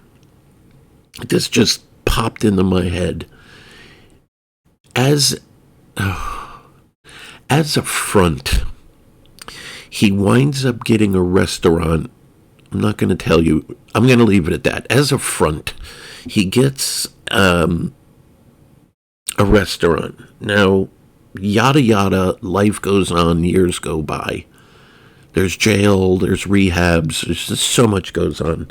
He winds up going to the New York Culinary School, which is a very prestigious chef school. And he places first. This complete, total fuck up. But, I don't know, his mother and grandmother from a very young age taught him about infusions and cooking and Italian and French, and he just could cook. He just, whatever, had it in him for being such a fuck up. Anyway, as part of a front, he gets an Italian restaurant that has dinners and the typical like mom and pop kind of Italian place with an Italian name. But they also sold pizza and like sandwiches up front or another part of the restaurant without going in and being formal and sitting down. So I knew he was getting this in advance, and I get a call one day, hey, it's our grand opening today. As you're the only, essentially, this is what he said, as you're the only normal person, and I know you're kind of proud of this, that I've gone straight. He completely didn't go straight. This was a front, and I'll leave it at that. Come down. I'll make you something to eat, whatever you want. We'll bullshit. He just kind of wanted to show it off and stuff. So it wasn't that far. I don't know, 15, 20 minutes, something like this. And I go down. I didn't know this place because I don't go to this exact area in my traveling circles. I park. It's pretty busy. It's in a little bit more of a town type area. There's people on the sidewalk. There's stores all over. And I go in and he feeds me, I don't remember, some delicious stuff. Italian food, and it was all good. Oh, I made this and that. And I don't use the regular stuff. All these other mamalukes, he used a lot of Italian words you don't hear. These mamalukes use Roma cheese and Roma this. You probably see the trucks at pizza joints. We don't use that. We get this real shit from Italy. It costs twice as much, but the taste is so much better. You'll notice on our pizza, our sauces, the meats, our cold cuts, it's all way better. It's from the old country. So whatever, at this point, I'm working out. I'm in a growth phase, eating like a hog. I'm of that age. So I'm eating like crazy. This is not super exciting. He goes, I'm going to give you a pizza to bring home for your mother and father and whoever else is there. And I'm like, oh, that's cool. You don't have to do it. No, I want to, but I'm going to make it special. You can't give Dennis the Menace a normal pizza. I'm going to make you the Italian special. So he's behind a counter, and I'm sitting at a table, and we're talking. People are coming in and out, and there's two other people working there, one of which I knew. He's not important. And they're taking orders. They're making Italian subs and meatball parms and whatever, pizza slices, and they're on the phone and taking pizza orders. And I'm bullshitting with the Italian between. But he's behind a counter, so I can't see what he's doing. So at some point, he's flipping dough in the air and doing this spinny thing. But he's kind of laughing as he's talking to me between being busy. I don't know why he's laughing maniacally. And several minutes goes by. He's like, okay, what kind of, meats or toppings? Sometimes I like sausage, but I don't like that low quality kind of crumbly shit that just looks crumbled and there's little coriander seeds that doesn't taste good. No. We use real sausage. Here it is hanging up over here. I slice it by hand in this case. This is real. Let me give you a couple pieces. It was delicious fucking sausage. All meat, not fatty, just fucking good. I'm like, okay. I like meatballs, mushrooms. Okay, good. Oh, who the fuck is calling me at 3:38 in the morning? I'm not going to answer it, so I could finish this. What I didn't see is he took 3 doughs. So I guess I don't know anything about making pizza. I guess you take one ball of dough. They're metered out. Maybe they're weighed, or you just know the size in your hand. It's like a soft ball of dough. And then you do all the various spinning and mushing to make it a pizza bottom frame. He took 3 of them and he made a giant fucking pizza. I don't remember the dimensions, but maybe 2.5, 3 times the diameter of a normal pizza. He put, so instead of double cheese or triple cheese, I think he referred to it as cheese 10X. He put enough sausage on and meatballs and mushrooms for probably 10 pizzas. Instead of the regular, they have a wooden spatula, I don't have a better term, that a real pizza place run by Italians, they will put the pizza in the oven, and this was a big deal because it was like they used real wood and it was made of bricks as opposed to like a metal oven. I don't know why that's better, but that's sometimes a big deal.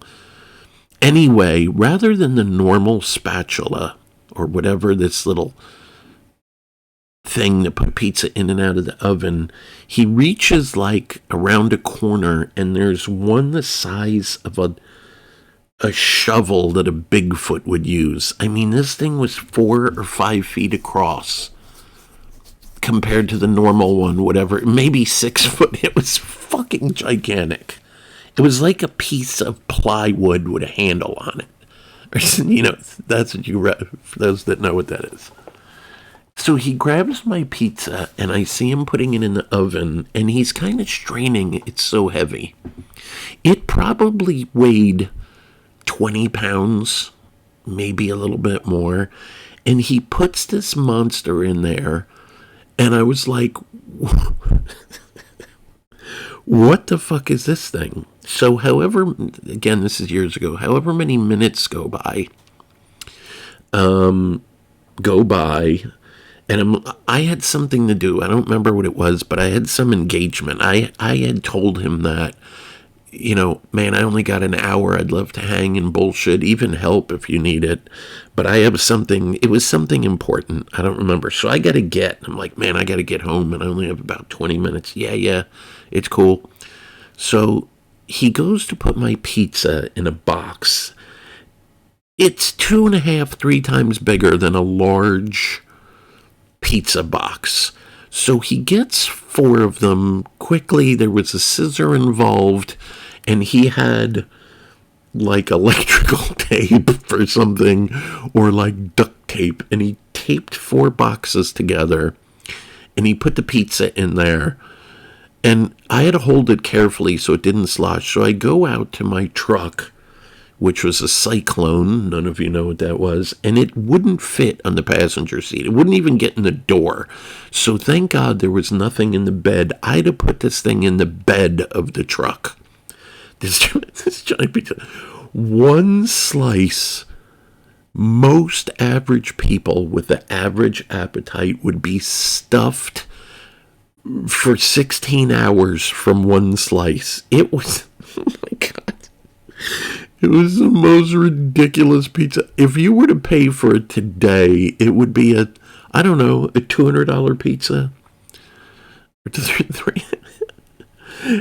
It was good. I remember heating it, and yeah, it was crazy. My parents didn't even eat a slice. From what I remember, they took one slice, cut it in half the long way, and they shared it. And they're like, "This is like 3 or 4 or 5 slices, just a half." That was the pizza thing. The other short one. For quite a few reasons, there's a lot of details I don't want to give in this video. So some of this you're going to get in the middle of the story, and for quite a few reasons, am leaving a lot of details out that I'm not going to get into. But I'm going to end on this one. It's 3:45 in the morning. The Italian, all of his friends were roid junkies.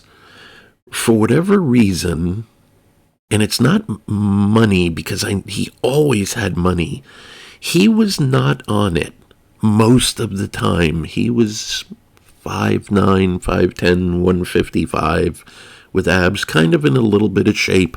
He looked like he'd lately worked out. He was not some jacked monster. He looked like he went to the gym casually. But he would talk about it all the time. Oh, man, one day I'm going to take what these motherfuckers take, and I'm going to be like a 300-pound, I'm going to grow horns like a minotaur.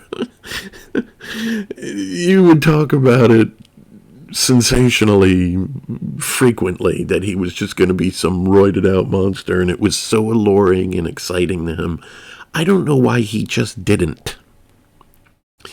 I'm going to fast forward for the sake of time through a lot of info, and I'm going to get to this. Every summer, from when I was a baby until about, really have to think about this, 24? 23. I'm going by what car I had. 24? 25. Maybe 24 or 25. So from when I was a baby till 24 or 25, we have a place, a penthouse condo in Florida, in Pompano Beach. I own the place now.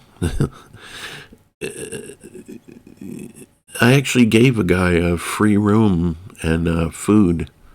It's at 14th Street in A1. It's the same Route 1 that's in New Jersey. Yeah, Lighthouse Cove. Anyway, I would go there and spend summers based on my father's vacation time. We would usually take 2, let's say, somewhat longer vacations and then a shorter one of a week or 2. From when I was a kid all the way up. My parents kept going, it's just I stopped. Generally, we would go between 5 and 8 weeks. So basically, a lot of my summers were spent in South Florida. It's right kind of like on the Fort Lauderdale, Pompano Beach border, hotels and $1 million thing. Really nice. Anyway, I would go on these vacations every year, and I'm like maybe the day before. So for some reason, I actually know what it was. I was in the gym, and Italian, which happened many times throughout his career as the Italian, his license was suspended. Sometimes he would drive on anyway until his large father would smack the shit out of him. He caught a ride with someone who either wasn't done or they left years ago, so I don't remember. So I'm leaving the gym, and he's like, "Yo, Dennis the Menace, can I catch a ride with you? Can you bring me home?" He didn't. He was in the same town. It was on the other side of town, but 4 or 5 miles or something. Whatever. He was my boy. "Can I catch a ride home?" And I'm like, "Yeah." So Yeah, Diamond Gym. We go from the gym, whatever happened. Maybe we got something to eat. I don't know. So, again, so many years ago. We get to his house, and he winds up with arguably the strongest, not good for you, steroid ever in history. And I assure you, this was not a fake. This was not some Chinese version. This was not made in a bathtub and labeled. For those of you that don't know, a lot of steroids are completely fake, or they're homemade, or the Chinese make them, or some chemist makes it in his bathtub, and you're getting a half fake. It might be real. It might contain 1/10 of what it says. It might have twice as much. You don't know what the fuck you're getting. But this was from a pharmacy. That's for sure. So he winds up with arguably the strongest steroid ever known. Depending who you talk to, probably stronger than Tren. For those that know what Tren is, which is crazy. Current Tren. Known as Anadrol 50 or 2902s or A-bombs commonly during this time. This is an oral steroid, a pill, small like a typical aspirin pill, and the results are unbelievable. Very quickly, you get jacked and strong and look bigger in days. What would take you with good genetics, doing everything right, eating, sleeping, supplements, what would take you 5, 10 years is 30 days, maybe half that. That's how crazy. This is enough where someone doesn't see you for a few days and their eyes bulge out of their head and go, you look like Arnold Schwarzenegger or The Rock in his prime, and you used to just be a nerdy little worms or what? It doesn't even seem. Are you in a costume? What happened? That's how strong Anadrol 50 is. There's some people saying, dude, super droll. No, this is a different thing. I don't even know if you can still get real Anadrol 50 2902s, but this shit was crazy. It was bad for you. I know many people back in the day that took it, abused it, quite frankly, and they would pee blood and there are bad things that would happen. I know for a fact that my twin, on one a day, and nobody took one a day. Nobody. On one a day, he gained, it was either 24 or 28 pounds in a month, and it wasn't fat. The difference in his look was crazy. Absolutely mind. He went from a normal kind of big workout guy to looking like one of the Tren twins, or Larry Wheels, just to give you something to wrap your head around. Like that kind, just insane. So, the Italian winds up with 3 bottles of Anadrol 50 2902. I'm going on vacation for between 6 weeks and 2 months. I don't remember, again, many years ago. And he said, look, these people there wasn't internet so much like now. There was a book or two out on how to use steroids, what the pros do, the real do. No one knew. People would just randomly shoot and take this stuff with no rhyme or reason. They didn't know how to cycle, how to come off. They didn't know anything. They just popped that shit. And he goes, you're the only smart person I know. Yes, what's your question? Yes, that's the same stuff. But like I said, I don't really want to get into a roid talk. A lot of steroids, even back then, were fake. Just straight up a scam. Somebody just printed some labels out on a bottle and put, it could have been aspirin, it could have been vitamin C, and just sold it. If somebody bought something and like, roids don't work on me, their shit was a fake or a partial fake. It was very common to get I'll call it homemade steroids, where the mafia or other criminal organization, Russian, Chinese, they would make roids. I'm sure they did it with other drugs, but it would be cut. I don't know anything about cocaine, but I know there's pure coke, and I know you can buy it where they put whatever additive where it's half as strong. You spend the money for full strength, but it's half, or maybe it's 80% cut, so you're not getting a full dose. A lot of roids were like that, where you would, it said it had 50 milligrams, but it had 5 or 10, right? But like I said, what he got was definitely factually from a pharmacy. 3 bottles, big ones, maybe 100 pills each. And he says to me, how should I take this? And I said, I would not take this shit. In the realm of toxic and poisonous, this is not good, and especially for long periods. Athletes take this, all types of athletes, for a lot of reasons, but the smart ones do not take this for very long. I said, at the most, if it was me, it had a line down the middle. I said, I would cut it in half. There's a nice little line here on a cutting board, and I would start at one half a day for like a week, if it was me, just to make sure I don't have any weird reactions, I don't freak out, you don't roid rage and go crazy. I would start off with half for like a week.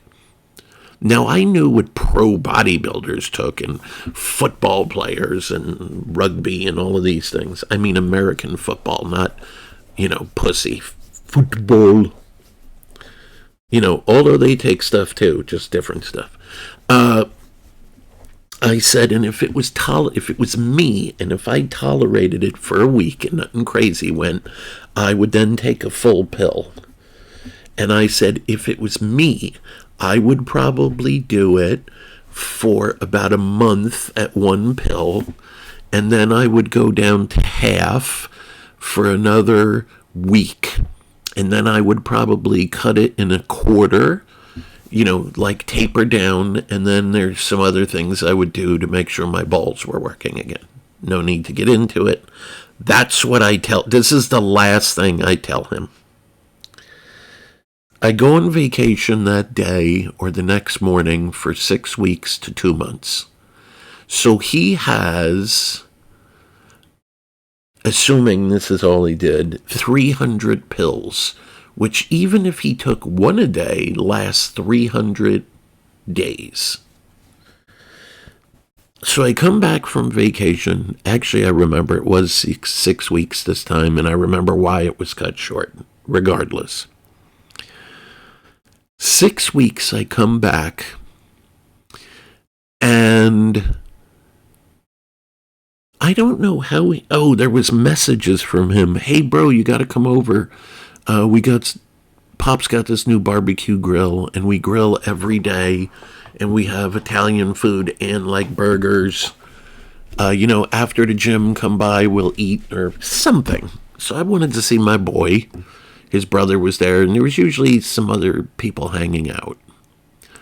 So whatever goes on, I wind up going over there, and I get to the house, and my vehicle is loud, so somebody comes out of the door, no shirt on, short shorts, either barefoot or like, flip-flops, like you would, not Crocs, but it doesn't matter. Tan, looking like, see, you wouldn't know who that is.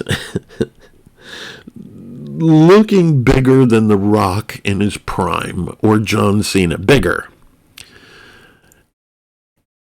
He was so much bigger, even though it was Italian that I've known for many, many, many years and spent, a lot of time with through our adventures and antics. I did not recognize him. When I left, he was 155 pounds, and he came out at 240. His arms went from probably I mean, 15 inches to 22. His neck went from whatever a 155-pound guy's neck is to 22. His calves went from 14 to 22. He had abs. His waist didn't get any bigger or not much. Deep, deep, deep abs where you could stick your whole finger in between them. Like not just little visible abs, like 3 inches deep. Veins head to toe. His face was a little bloated. He was slightly red, although he was always tan. He was kind of Italian tan always, and especially in the summer, but he was a little red. He was like twice. When he came out, I thought it was one of his many cousins. He came out, I'm like, yo, where's Italian at? And he's laughing. And he's like, it's me. And I look behind me, I'm like, what? It's me.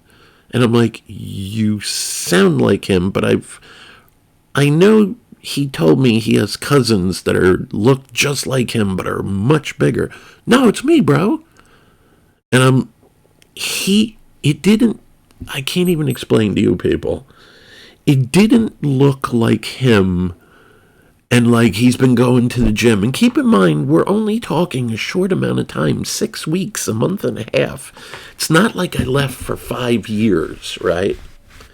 6 weeks. I did not recognize him as the kid I've known for many, many years. He went from normal dude to Arnold Schwarzenegger. Yes, I said his name correctly. It's not Schwarzenegger. He's not Jewish. Schwarzenegger. In the movie Pumping Iron. So typity type Arnold Schwarzenegger, as you say it, Pumping Iron. See what Arnold looks like. That's what he looked like. From normal human to that, or whatever pro bodybuilder close to it. This is what he looked like. He went from your nerdy little brother to peak Larry Wheels or the Trend Twins. I was shocked. Just like my jaw was hanging down and I couldn't speak. And he's like, what? And I went, you've gotten a little bigger. Oh, yeah, not much. Just like, whatever number he told me. 85 pounds in 6 weeks. Not fat. Now he's right up at the window, and I'm like, what the fuck? He's like, dude, I got strong. Yeah, you look like...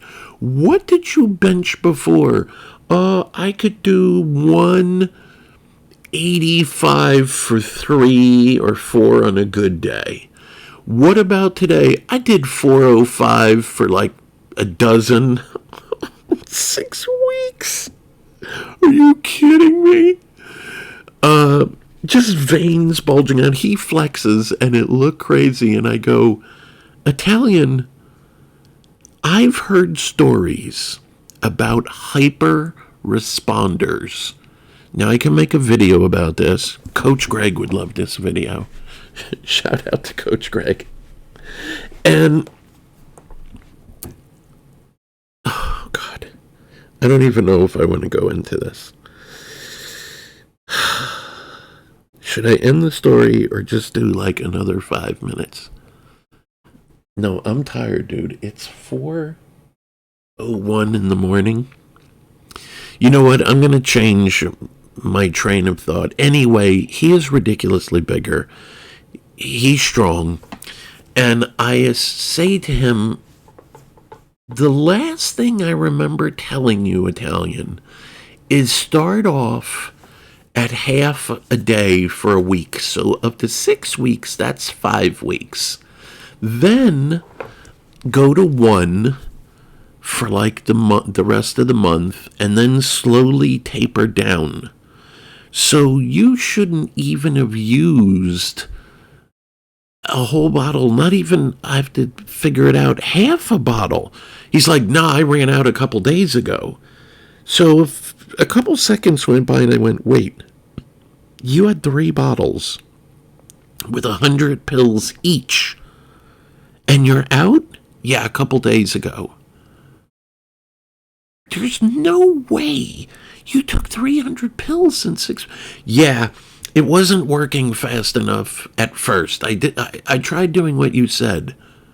What did you expect? Well, I took a half the first day. I was a little hornier. I didn't really think of much, so I got frustrated. It was one day. He said, so day 2, I took a half. I got a little angrier. I felt a little something. The third day, I benched a little bit more, and it was driving me crazy. I just couldn't take it because I had heard so many stories from this gang about Anadrol 50, the famous A-bombs, 2902s, and, I've seen guys on it, and I'm like, but they worked out and probably took it for weeks or months, maybe with other stuff. Yeah, I couldn't wait. So what'd you do? Well, I upped the dosage right a day to what? 5? You took 5. Well, not at once. I took one with breakfast. I was eating 5 times a day, so I took one each meal. Did you go right to that? Nah, I don't remember. I think I went to 2, and that wasn't working, and then 3 and 4, and I worked my way up to 5. You were taking 5 of them. Yeah, and so-and-so gave me, I don't remember the number. Again, this was years ago. Was it 12 or 16? Either 12 or 16 ampules of testosterone. Somebody said, what kind? Yes, I do. It was real Mexican Sustanon 250, but it doesn't matter. They all work similar, whether it was Cypionate or whatever. He basically had little vials of steroids, and they were real. Trust me, I know where he got them from. They were 100% real from a pharmacy.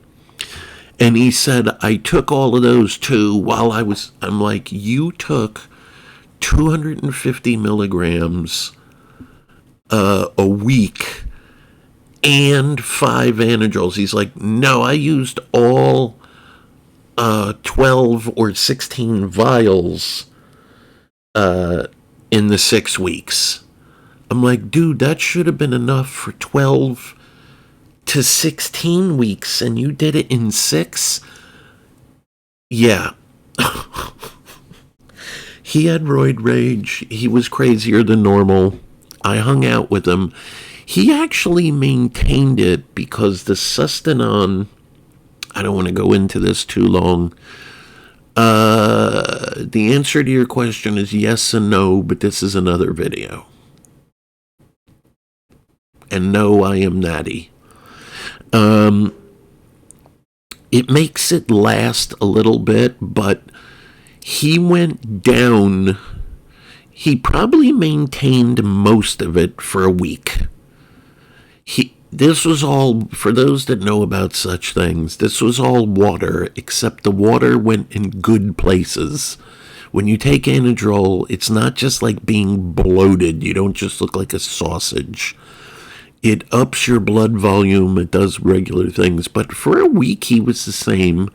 And then his weight started going down and his strength. And probably 30 days after that, he was below 200. And by another month, he was back to 155. And it kind of fucked his hormone axis up. He didn't do anything you need to do when you come off. So he wasn't horny at all. His dick didn't work. He had no energy, but he just took more coke and ecstasy and drank more. So that was the A-bomb 2902 story. Dude, it was so crazy. I remember going to the gym with him maybe the day I got home or the next day. And the dude I remember from the gym, this was a whole new animal. But Tren is like that also. I don't really want to talk about steroids here, but even I don't really follow Larry Wheels, but I saw a YouTube short actually today. He just popped up, and somebody, I think it was Rampage Jackson, the UFC fighter, he used to do Pride, the black dude. Yeah, that's him. Rampage essentially said, how long would I have to work out, and what kind of roids would I have to take to look just like you? And Larry Wheels said, you could just take Tren, and it would be 3 to 6 months.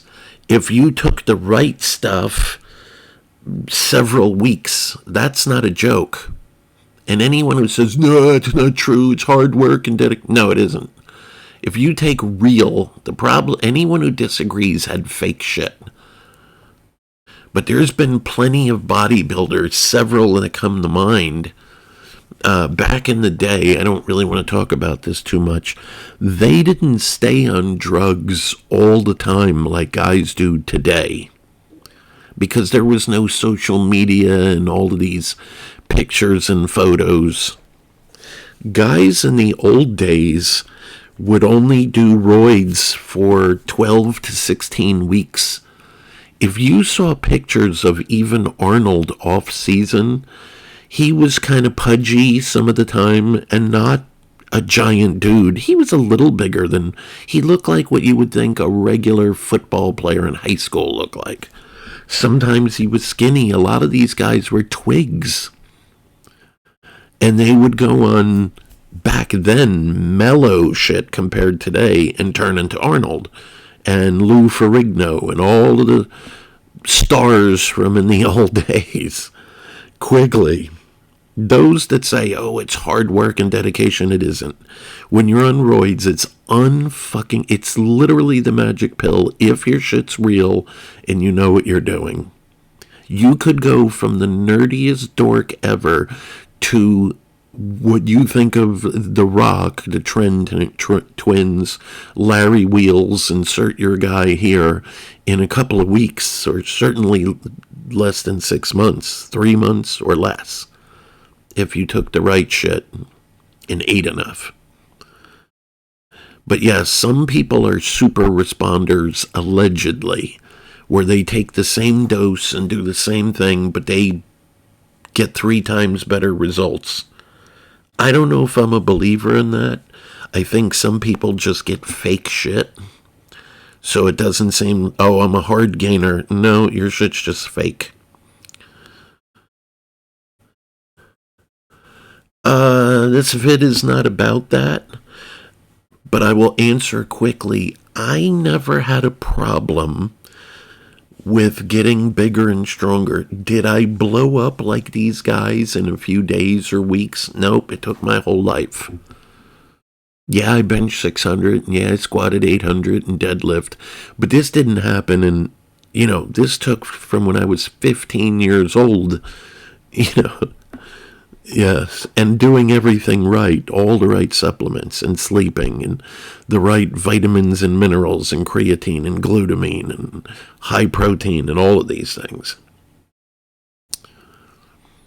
Another dude, it's 4, I don't know how long we've been going, 2 hours. People are going to see this if I clip it for boosted laser.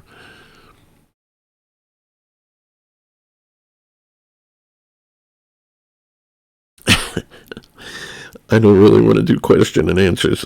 Maybe I'll do a couple. Go. How many women did he attack? I never asked him that, but I know there was a lot. A really lot. If I didn't become a pro drag racer on TV and magazines and travel, I stopped counting, quite honestly, and making videos and logs. At 4690, I don't know, maybe it was 5,000 women I've been with. But keep in mind, I had groupies because I was famous. Whether it's football, whether you play guitar, Basketball, there's always groupies, even drag racing. You wouldn't think, really? Yes, believe me. Or some of us. And in my case, it was a little different already, Look at me, you know. But in import drag racing, which I started from the beginning, most of the people were goofy little nerds and Asian kids. And here I am, 690, probably at the time, 275 jacked with abs. So I kind of stuck out like a sore thumb at all of these events. I was a goddamn unicorn. And, I was a player, and these kids were just too dorky. Dino, the Italian, I don't know what his numbers are, but I feel like he probably could have been triple to as much as 5 times whatever the number was if he wasn't drunk and high so often. Like, I'm sure he passed out or had, I don't know what they call it today, whiskey dick, right, with women or rooms of women. But believe me, they were always around him. He was always, some chicken head was in the car with him, giving him road head. I know there was 3 really hot sisters that were triplets that he was, just trust me. Whatever the number was, it was a lot, and it could have been way, way, way more if he never made an effort. Like, he never tried to pick chicks up as long as I knew him. Oh, I'm going to go to a bar and try to pick some slorts up. Yeah, they were just always threw themselves at him. Literally, it was like he made a deal with the devil. I'd never seen anything like it.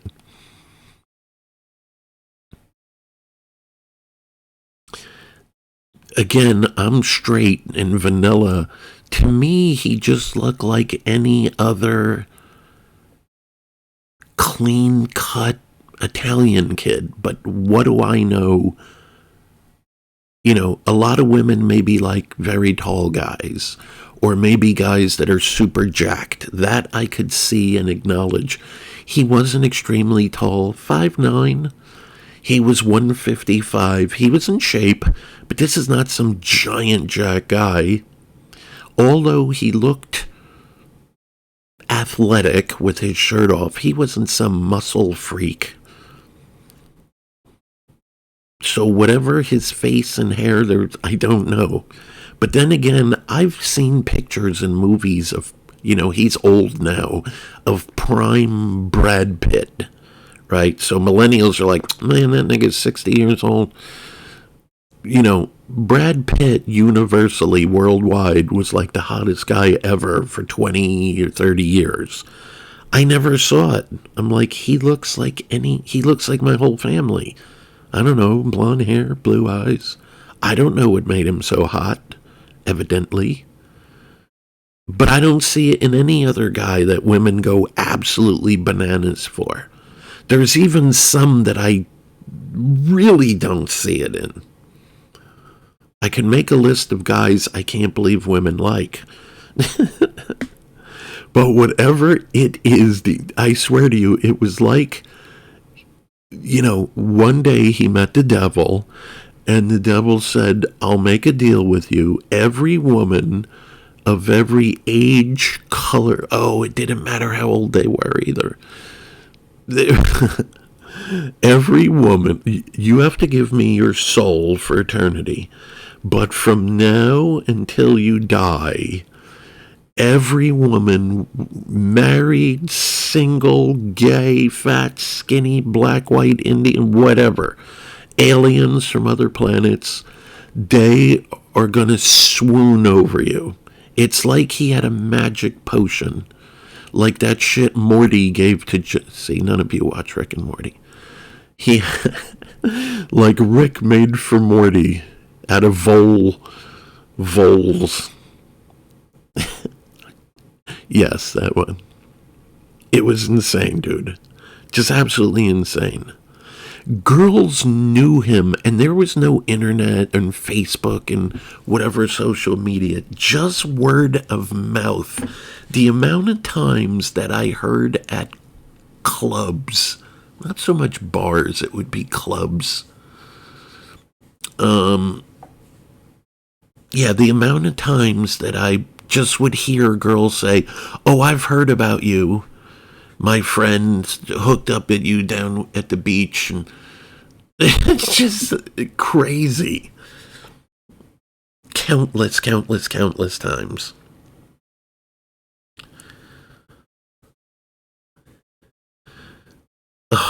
People, it's so goddamn late. 4:18. Like I said, I have 1,000 more, but they're all so long. I'm tired. I'm thirsty. Let me have a sip of this lemonade.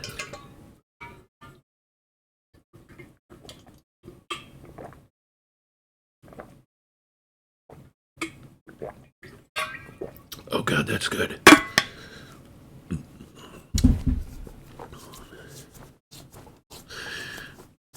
There is a related story. Was there any clubs? Wait, what did you type? You're from Woodbridge. I know Woodbridge, New Jersey. I was there for a while. I actually went to a gym there, and I lived next door to pro bodybuilder who came in second to Lee Haney many times at the Olympia. My next door neighbor was Rich Kaspari. He was a lot older than me, but yeah.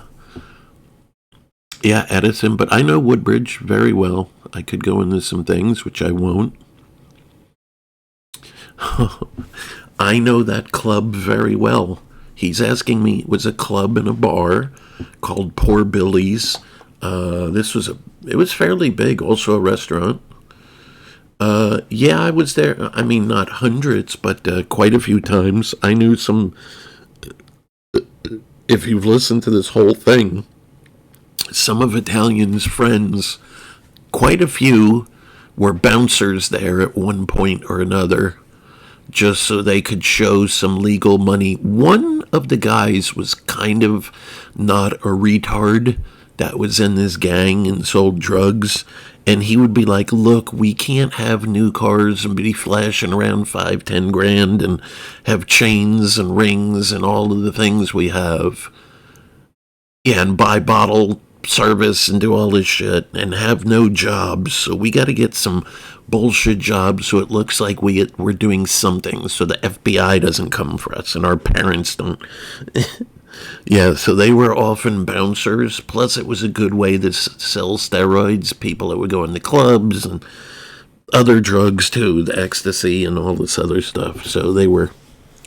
But yes, I know Poor Billy's. I was there. They actually offered me a job, the owner, quite a few times because I was a giant guy, and everyone that they all knew me, the whole bouncing squad, mostly because I was a giant guy.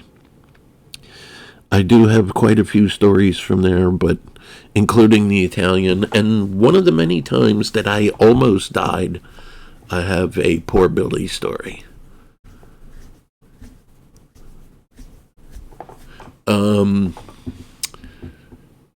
Yeah, it would be the Joe the Cop story, but it's not about Italian, although he was there that day. It would be a satellite story, but I'm not going to tell that. One more question.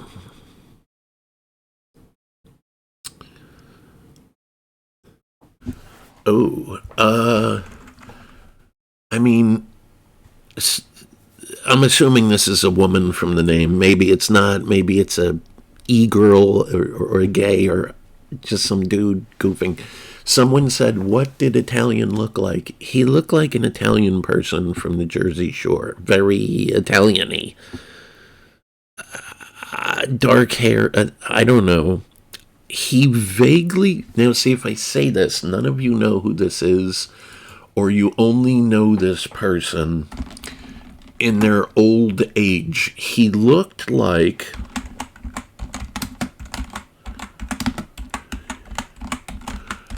He looked like young Burt Reynolds, vaguely. Not here or here. Vaguely, now that I'm looking at this, I would hear that sometimes from older women when he was 16 or 18. I just remember them going, "You look like young Burt Reynolds or a better looking young he." Now that I'm looking at this pic, it's not so much here. Maybe older in life.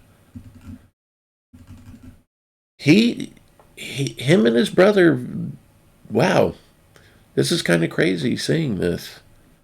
He did not these pics so much. Wonder if there's it's not so much any of these, not any of maybe later in life. But I would hear that a lot from women that were older. I don't know how old Burt Reynolds is, but no, not this. That one picture. Yeah, definitely not any of these. That one I showed you in the beginning, he resembled. Like who? Are you talking about some 60s and 70s stars? I don't even know who that is. Somebody's saying I don't know who that is.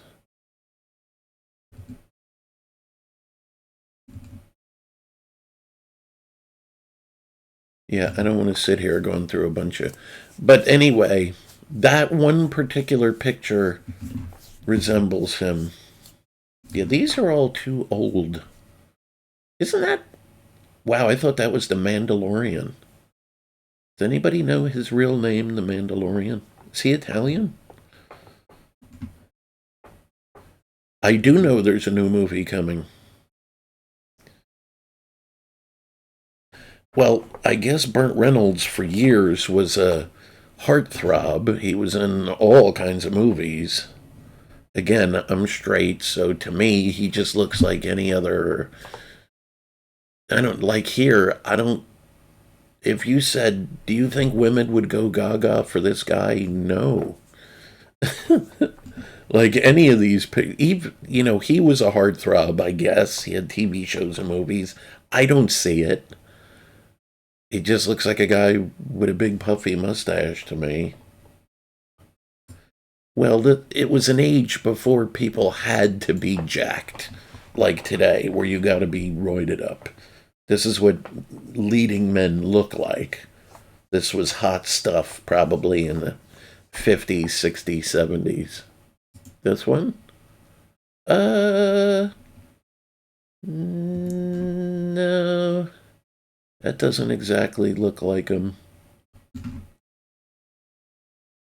Maybe this one a little bit more. This one a little bit more.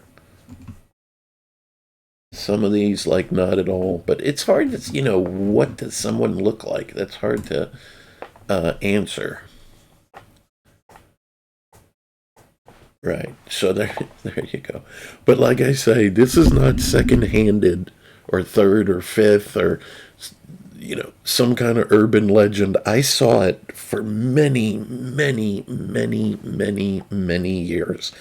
It doesn't matter. There would be 30 dudes, all different looking. There was some twins, I remember, that were all jacked and had nice haircuts, and they tried to look presentable, and 99% of the women would flock to Dino. If there was 30 jacked, juiced, buff young dudes, most of them would go right for Dino. I would see women, and I would get this too, still do, girls with their boyfriends or husbands looking past them, staring, playing with their hair or blowing kisses, like, all the time. I swear, the joke used to be that he met the devil and said, the devil said, if you trade me your soul, I'll make you irresistible to all women with no effort. It was crazy.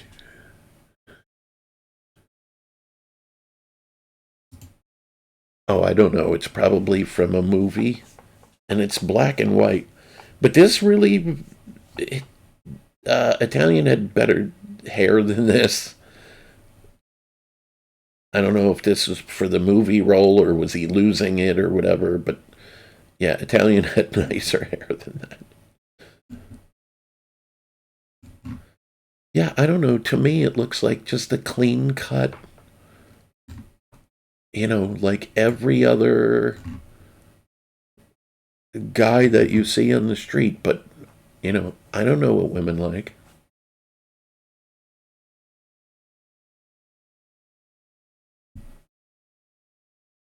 All right, I don't want to talk about men. All right, so I gave you. Yeah, I'm going to clip it and I'll put it. I mean, you already heard it, so it's not going to be any different. Look, I don't know if it's going to get 30 views or 100 or 200. I don't advertise my shit. Like, I'll usually link it to a couple Discords, but I make no effort. Look, I could be as big as Nudie or any of these other guys. I just don't care. I don't do it for the money, right? And I just don't care at all. And I'm certainly more entertaining than all of these other guys. Right.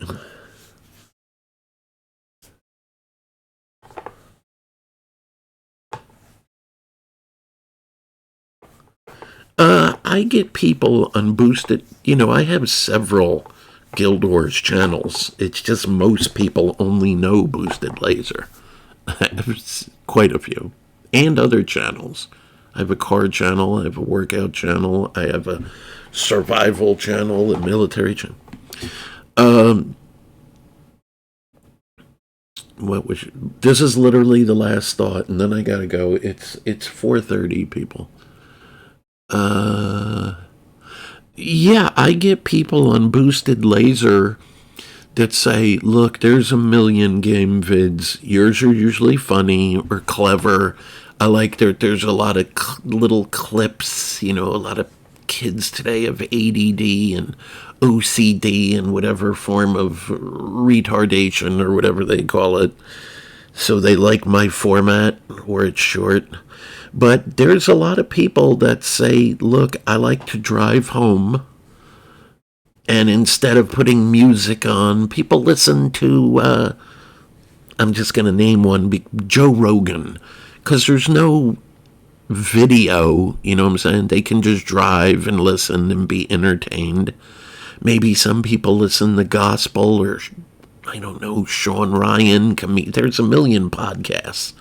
Humorous ones. Most of them are nothing to look at. But there's people that are like, I don't know, I like your style of bullshitting. It's very familiar. Some people say they like it before bed. It's very calming. I've heard many times you have a very calming, neutral, relaxing voice. I get women that tell me they like to use toys while I'm talking. I get a lot of requests for naughty. You would be shocked how many I've gotten for, can you make naughty videos if they're private?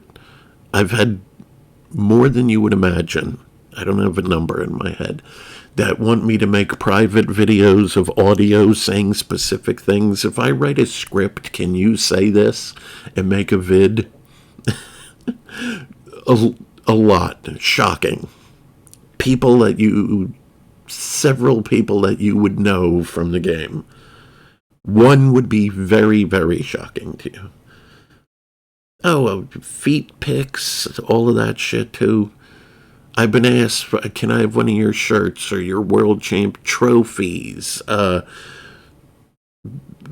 God, I'm just thinking of bath water. I don't take. What man takes baths? Not to mention, I don't fit in a bathtub. Yeah, like used. Probably the most common is a used. I don't want to say used. A worn, like, go to the fast car. Can I buy one of your tank tops that you worked out in and got sweaty? They want like a sweaty. I've never done this. I don't smell panties or shoes.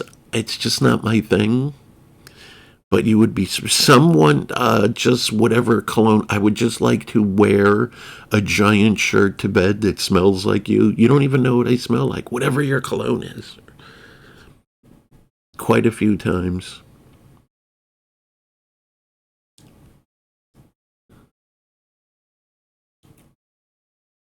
Uh-huh. All right, so I hope you enjoyed just a handful of stories about the Italian. There's literally 1,000 more, but I gave you a few that came off the top of my head. Is he still? Yes, as far as I know. I don't speak to him as much as I used to. Uh,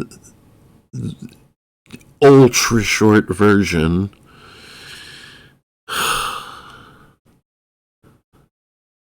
I'm really thinking how I could put this.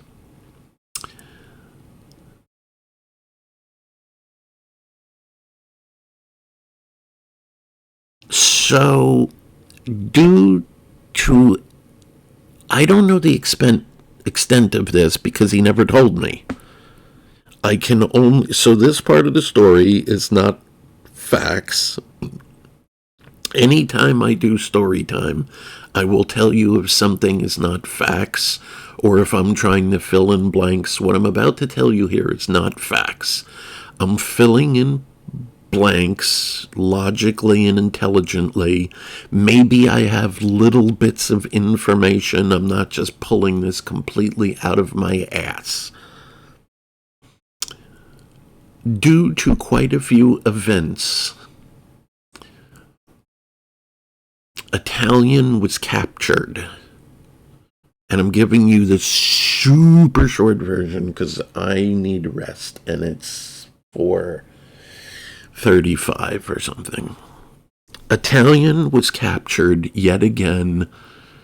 I'm going to say somewhat recently. I don't mean a day or two, but within the last couple of years, for one or more various things. There would have been a lot of jail involved. Some of what I tell you is what I've heard from third-party sources, but people I trust. You know what I'm saying? Like the old saying, consider the source. Somebody tells you something, if they're a bullshitter, always, well, consider you heard something, but close people to Italian that I trust have told me bits and pieces. I haven't tried to find out just and bumped into someone, oh, hey, have you seen so-and-so lately? No. Oh, well, this happened. So one or most likely many events went on later in life for Italian, and he was captured. That's, I know for a fact, because I remember him calling me to tell me, oh, I'm going in willingly in 3 days. I just don't know if I'll ever hear from you again. So I just wanted to say it was nice knowing you. You're always a good friend. You always tried to help me out. We reminisced a little. And he kind of implied something like three or four in a row 99-year sentences, or and people don't live to be 400, maybe 200 with good behavior. And when you're already 44 years old or something, you're not going to live another. Right. And then all of a sudden he's out and he's gone and no one knows where he is. So I'm going to guess he made a deal or he squealed on a very, very, very, very high level to get all charges dropped, full immunity, and out of everything, depending how much he was caught and how much evidence there was. And God knows there was enough for 120 99-year sentences. I think he's in witness protection somewhere. I got a cryptic, very cryptic message that could have been an accident, a troll, some Chinese bullshit. But there was some little things about this message I got that made me think it was him because of a sentence and some words. I'll just leave it at that. There's something that led me to believe it was him, and he's in witness protection, and I'll never hear from him again. There's 2 people I know that did that. One of them, actually, it was a plan. I'm going to definitely end on this. This is the end. I know a guy who was actually part of that crew that I was also friendly with. I knew we were cordial, let's say. And he was sort of intelligent, and he used to say, this would be better if you ever see, none of you watch movies.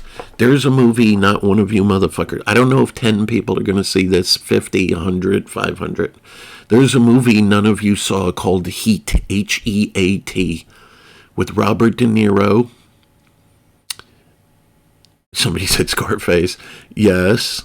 And him and Val Kilmer. It's a mafia movie called Heat, action movie. And if you haven't seen it, you should. See it today, see it tomorrow, see it immediately. One of my top 20 best movies ever is Heat. And you'll know it'll be the right one because it'll have De Niro in it. Yes, and Pacino. And you'll know that it's the right one. I think it was 90s. If you haven't seen Heat and you like action and mafia and good stories, watch the movie Heat. It's fucking amazing. But there was a line in there, something like, when you do this kind of work, a gangster, you have to be able to leave everything in 30 seconds and never look back. You got to have a bug out bag with money, passports, somewhere to go, transportation. You got to be able to go at a moment's notice or you're going to get caught. They will get you. I know a guy who talked about it,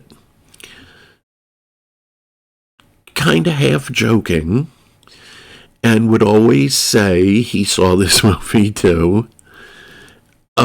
If they ever come for me and I get a sniff of it, they're not getting me. He said, if I get one word, one little tip off, he said, I'm ready. I have multiple bags packed. Passports, fake IDs, cash in different countries, money. I wasn't close enough with him. Like I said, we were friendly, but he said I could go multiple directions and trains, airplanes, and I could get the fuck out and they will never get me. I will disappear like something in a movie, right? And he did all kinds of scandalous things. I wasn't super close with this guy, but I kind of knew him. And he would joke, I'm going to send you, just because you're the only one who'll get a kick out of it, a card, and it will, this is a true story, this is a fast fact, it will be a card, and it'll be the beach with the ocean, so like half, he said, you ever see that commercial for some kind of beer or alcohol where it just shows like a gorgeous beach scene with like the ocean in the background and you see people clearly sitting in chairs. You see is it Corona or Modelo? I don't remember. And it's just like a beer commercial or an alcohol commercial, but it's like the beach and the water and yeah. So he said, I'm going to send out postcards to a couple people, and it'll be like one of those commercials, and it's all set and it's all ready to go. And when you get it, you know they came for me and I got away, and you'll never hear from me again. And it will be half the card. It's like a nice sandy location, and there'll be beautiful, it'll be tropical, maybe there'll be a palm tree, and there'll be the ocean in the background, and then you'll just see in frame will be an empty chair, like someone was just sitting there, and you'll see in the sand footprints, depressions in the sand from the chair, either leading off into the ocean or just off the frame of the camera, meaning that I'm out. I won't tell you when or where or any details. You'll just get a postcard. And years go by, and one day I just get mail from bumfuck nowhere. And I'm like, oh, it's not my birthday or anything. What is this fucking... It's not a bill. Like, how much regular non-birthday, non-bill mail do you get? And it was an oddly shaped card, and I opened it. And before I even studied the picture, just because you're so used to birthday cards, I just kind of flipped it open immediately. There was no writing, no signature or anything. And I looked at the back, and then I looked at the front, and it's not like this was on my mind. Not to mention that quite a few years went by, and I was going to throw it out, and there was no return address. I was going to throw it out, and then I'm like, wait a minute. No. And I'm like, it's the beach. There's an empty chair. There's a half drunken drink sitting on this little table. And it's the ocean, and it's just footprints. I don't remember if it went in just off camera in the sand or to go in the water. And I'm like, that motherfucker. For all I know, they caught him at an airport or something. He's in jail, or he got away. But that's a related story. Okay, what is it? Can you click on the picture? I mean, there's what picture? Second row? This one? Can I make that big? Well, he wasn't wrinkly. If this picture was taken a couple of years before this, but like that pose, that does kind of look like Italian. Like if this was 5 years, I don't know how old he is here, but if this was, yeah, he would be his face was a little thinner, slightly, but this actually rather looks like his father when we were young. He looked just like his dad, actually. Man, that really does look like his dad. No thanks. But yeah, he resembled that. That's not close. Now do you find that, for all I know you're 18 and he's 38 here, but do you think this is a good-looking guy?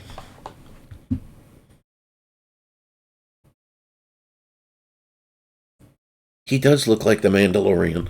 I again, I'm straight and vanilla.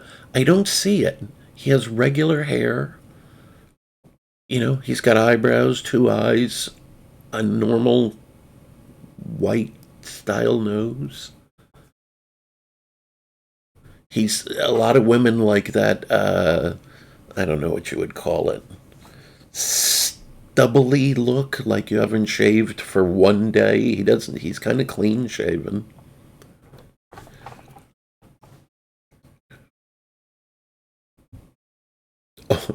He has. she's. She said he has old school sideburns. They're not like Elvis or something, but yeah, those are pretty. Mine? No, they're not like this. Mine. No, my hair's up here. I've never, I've never had Somebody called them pork chop sideburns. I think that would probably be bigger. Pork chop.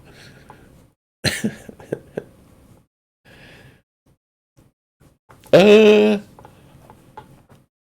I don't know. It was a little bit before me, Burt Reynolds. I know he has, like, he's famous as an actor, but this was before me.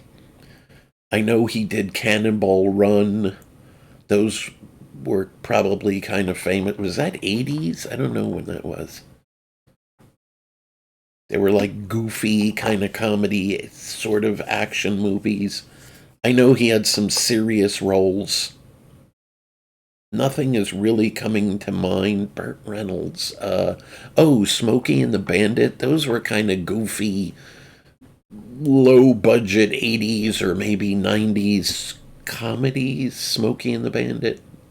It wasn't super actiony. There was a lot of police and goofy car crashes. But yeah, I think he was maybe a 60s, 70s, and 80s star. So he was before my generation. Okay. All right, people. This is so long.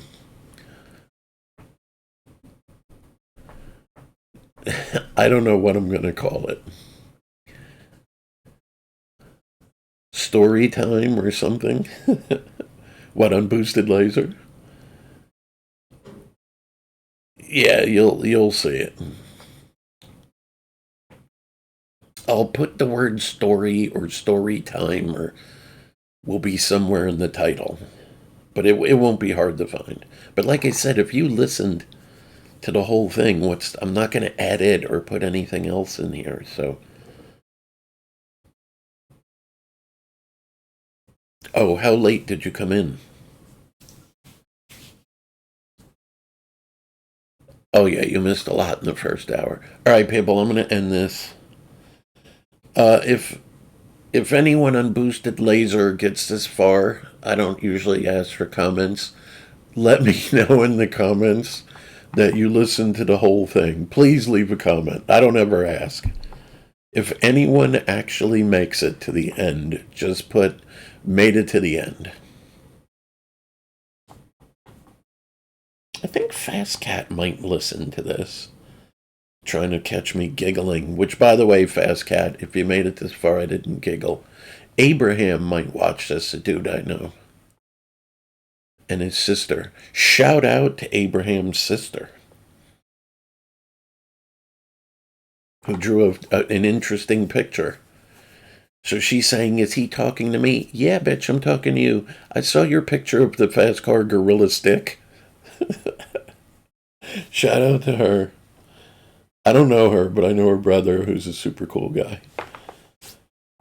Ugh. I actually have to go get some tests to see if my recovery is finished from something. And probably, when are they coming? About 8:45. So it's like 5 now. Just some simple blood tests checking for my white blood cell count, red blood cell. They'll check nutrients, test level, typical hospital. My A1C, all of that. My sugar is back to normal. It has been for a long time. They want to take an x-ray to double check something. That'll be super fast. What was the third test? They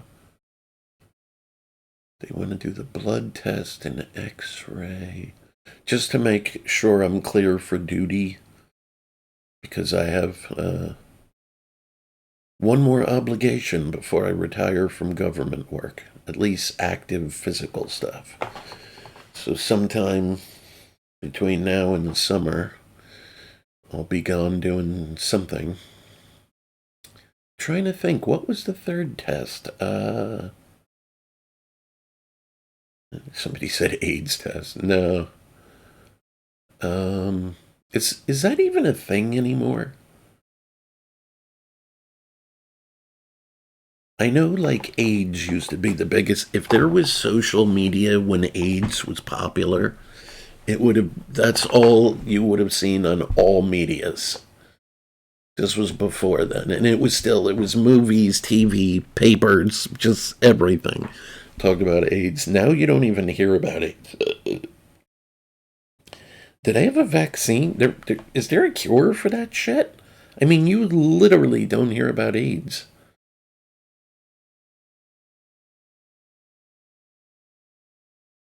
All right, I'm gonna end this. Oh my god. There's a person that watches these casts and at the very end spams, please, please, please, please, like 100 times. Not 100, but a lot.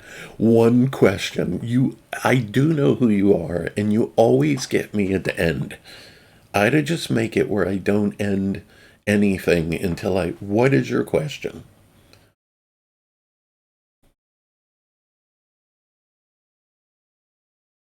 One sec typing. Okay. No, I'm tired for sure. It's 5 in the morning. I'm going to try to get a nap before I go to the hospital. Then I'll be home.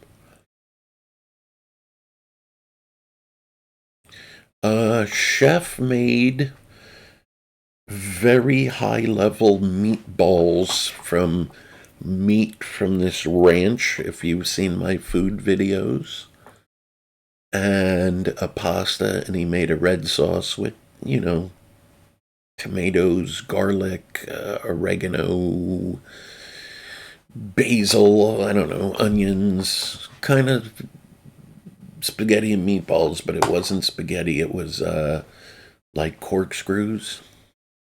I know there's some left.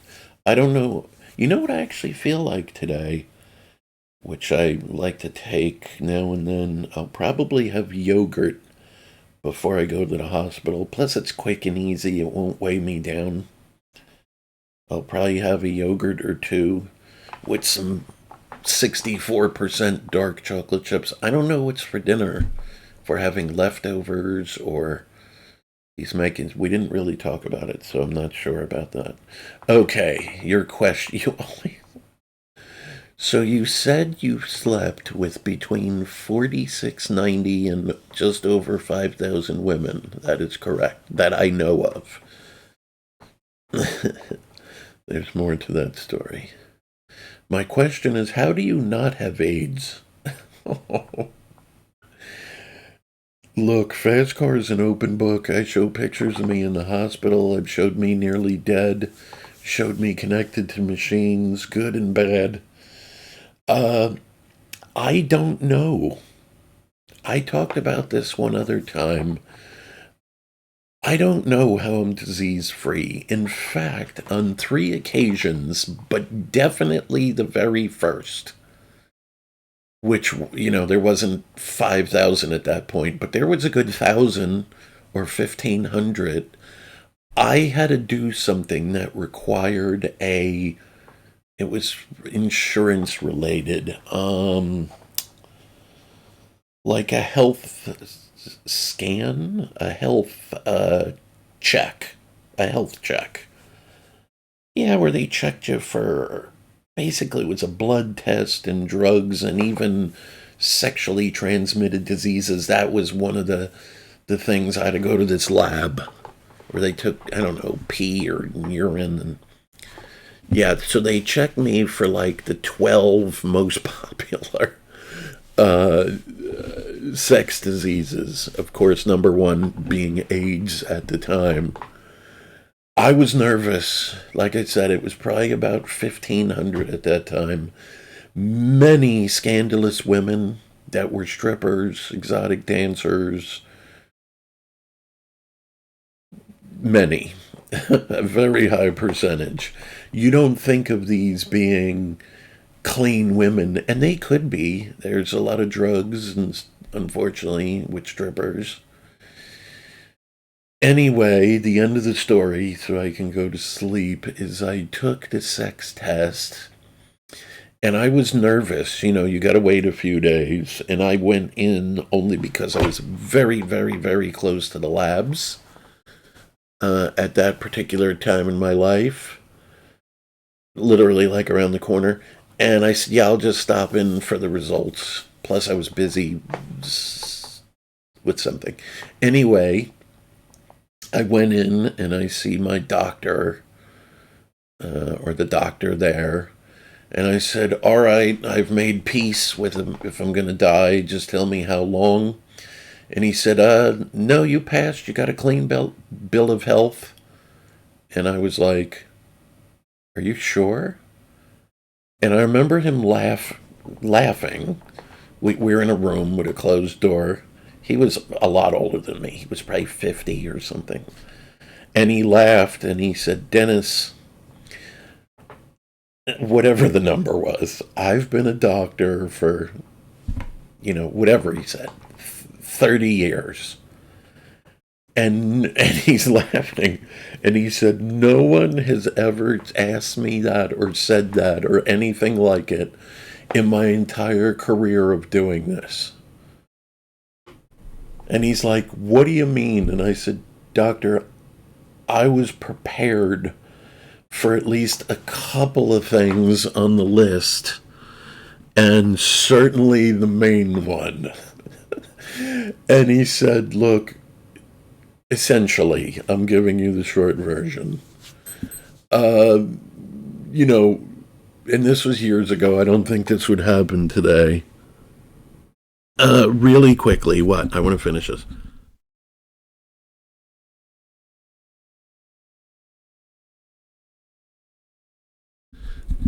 Yeah, I'm not going to go into that. Okay, so he essentially said to me, however he worded it, look, bro to bro, the door's closed, nobody's here.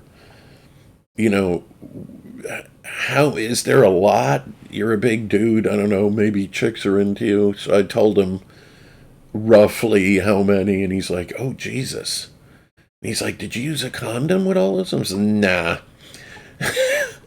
He's like, "Dude, that's playing with a loaded gun. That's Russian roulette with 100 chambers, and only one bullet is missing." And I was like, "Yeah." He's like, "I can't believe it. Statistically, it doesn't make sense." And I was like, yeah, so should I take a retest? And he's like, I assure you, this is 100% accurate. I said, look, I made peace. I was ready to go one way or another, or at least leave here with some meds and a couple of shots of penicillin or something. He said, yeah, it's pretty shocking. So no, I don't have, and I've never had AIDS. And somehow I've escaped everything, which is mind blowing to me. I mean, I even went twice to the Hedonism Sexual Olympics, and I won a gold both times. This is another story, not to this video. But your boy, not just in the Junior Olympics, but in the Sexual Olympics, I won a gold medal twice. I won't tell you what event.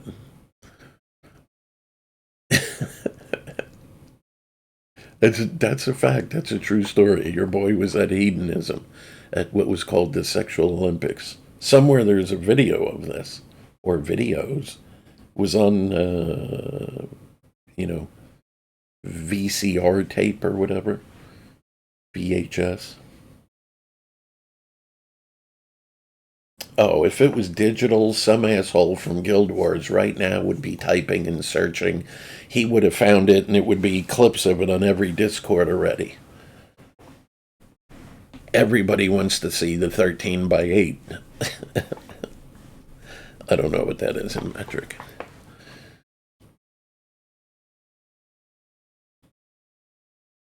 Not true. I didn't technically make a porn, but I was on OnlyFans with Amy. Yeah, a couple of the girls. 3 times? Yeah. So I don't even know how it works. I suppose if you went to their site, do they keep old videos? Look, I'm an open book. So you could find your boy and see him in action.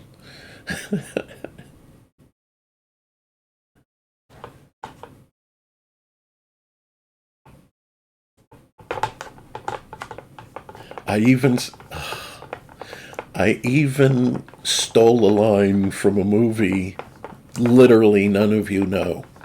An old B or C movie with Tom Hanks called like, oh, do I even remember the movie? It is 5 in the morning. It was a Tom Hanks movie. Was it called The Bachelor Party? Someone's Googling this right now or doing internet research. I'm sure in 30 seconds you can find it. The Bachelor Party. Tom Hanks was in it, and there was a scene where they're at the Chippendales male strip club, and the guy with the biggest dick of all the Chippendales was walking around like a server with drinks and food, and this place had hot dogs. So he took the hot dog out of the bun. He was holding the tray at waist level, and he took his dick out through the zipper in his pants where the hot dog would go, put it in the bun, and was carrying the tray at dick level. I could search it, but I don't care. You could find it in seconds. You could probably go to YouTube or just write on Google and search, but I pulled this line off on the OnlyFans. So this guy is walking around with his dick in a hot dog bun, holding the tray down low, and a woman looks over and sees the guy. She wanted a hot dog and grabbed it, and of course his dick was in the bun, and she kind of yells over, she's a little tipsy, "Oh, excuse me, is this the foot long?" And he looks at her and goes, "And then some," implying that his dick is over a foot long. She grabs the bun and tugs it, and his whole body goes with the bun, and after about the third tug, she realized what was happening and was like, "Oh my God." The Bachelor, yeah, you can find it. Tom Hanks, I don't know who else. I don't even remember the rest of the movie. I probably saw it when I was a baby or something. But yeah, I pulled that line. But nobody knows where it was from. But should one of you happen to find the OnlyFans I was on, one of the girls is like, "Oh my God, the thing's like, a horse dick or something." And then she says, "Is that a foot long?" And I say, "And then some." Nobody knows that that was a line from a movie. But I would imagine if anyone found it from Guild Wars, some Weisenheimer is either going to cut from the Tom Hanks movie that scene, or they're going to get me saying it, and put like a caption over it. "This is fast cars at the foot long and then some." Someone's going to do it, I promise you. It'll be on Discords. Whether it's a still or a little, GIF, or they're going to find mine.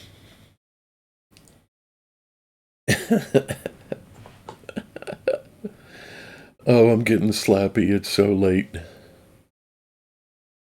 All right. Oh, what was I writing? What, the whole time during story? Oh, I was just doing taxes and yeah. When I do these chatty videos, you can't see it on the camera because it's too low. Yeah, but I was doing paperwork, so I was only half paying attention. But I did get everything done.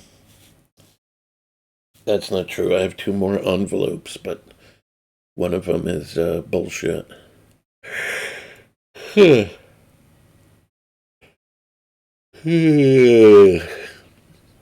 Yeah, shout out to Raina. Shout out to Fast Cat. Shout out to Abraham and his sister.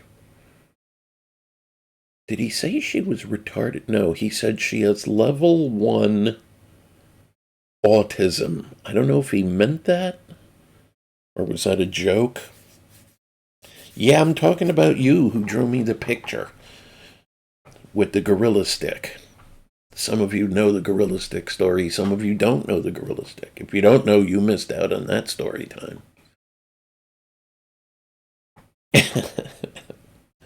All right, people, I'm going to end it. Hope you enjoyed. If you made it to the end, please, I never ask for comments. Just type in the bottom, I made it to the end. You don't have to thumbs up if you feel like it or heart. I'm not going to do it regular on Boosted Laser unless I got an overwhelm. If I got 50 or 100 people that message me, in game or just here in the comments, hey, I'd like more story time. Maybe I would, cut and edit it here. But unless a bunch of people want it, I'm not going to bother. It is mostly a gaming channel after all, right? All right, legend.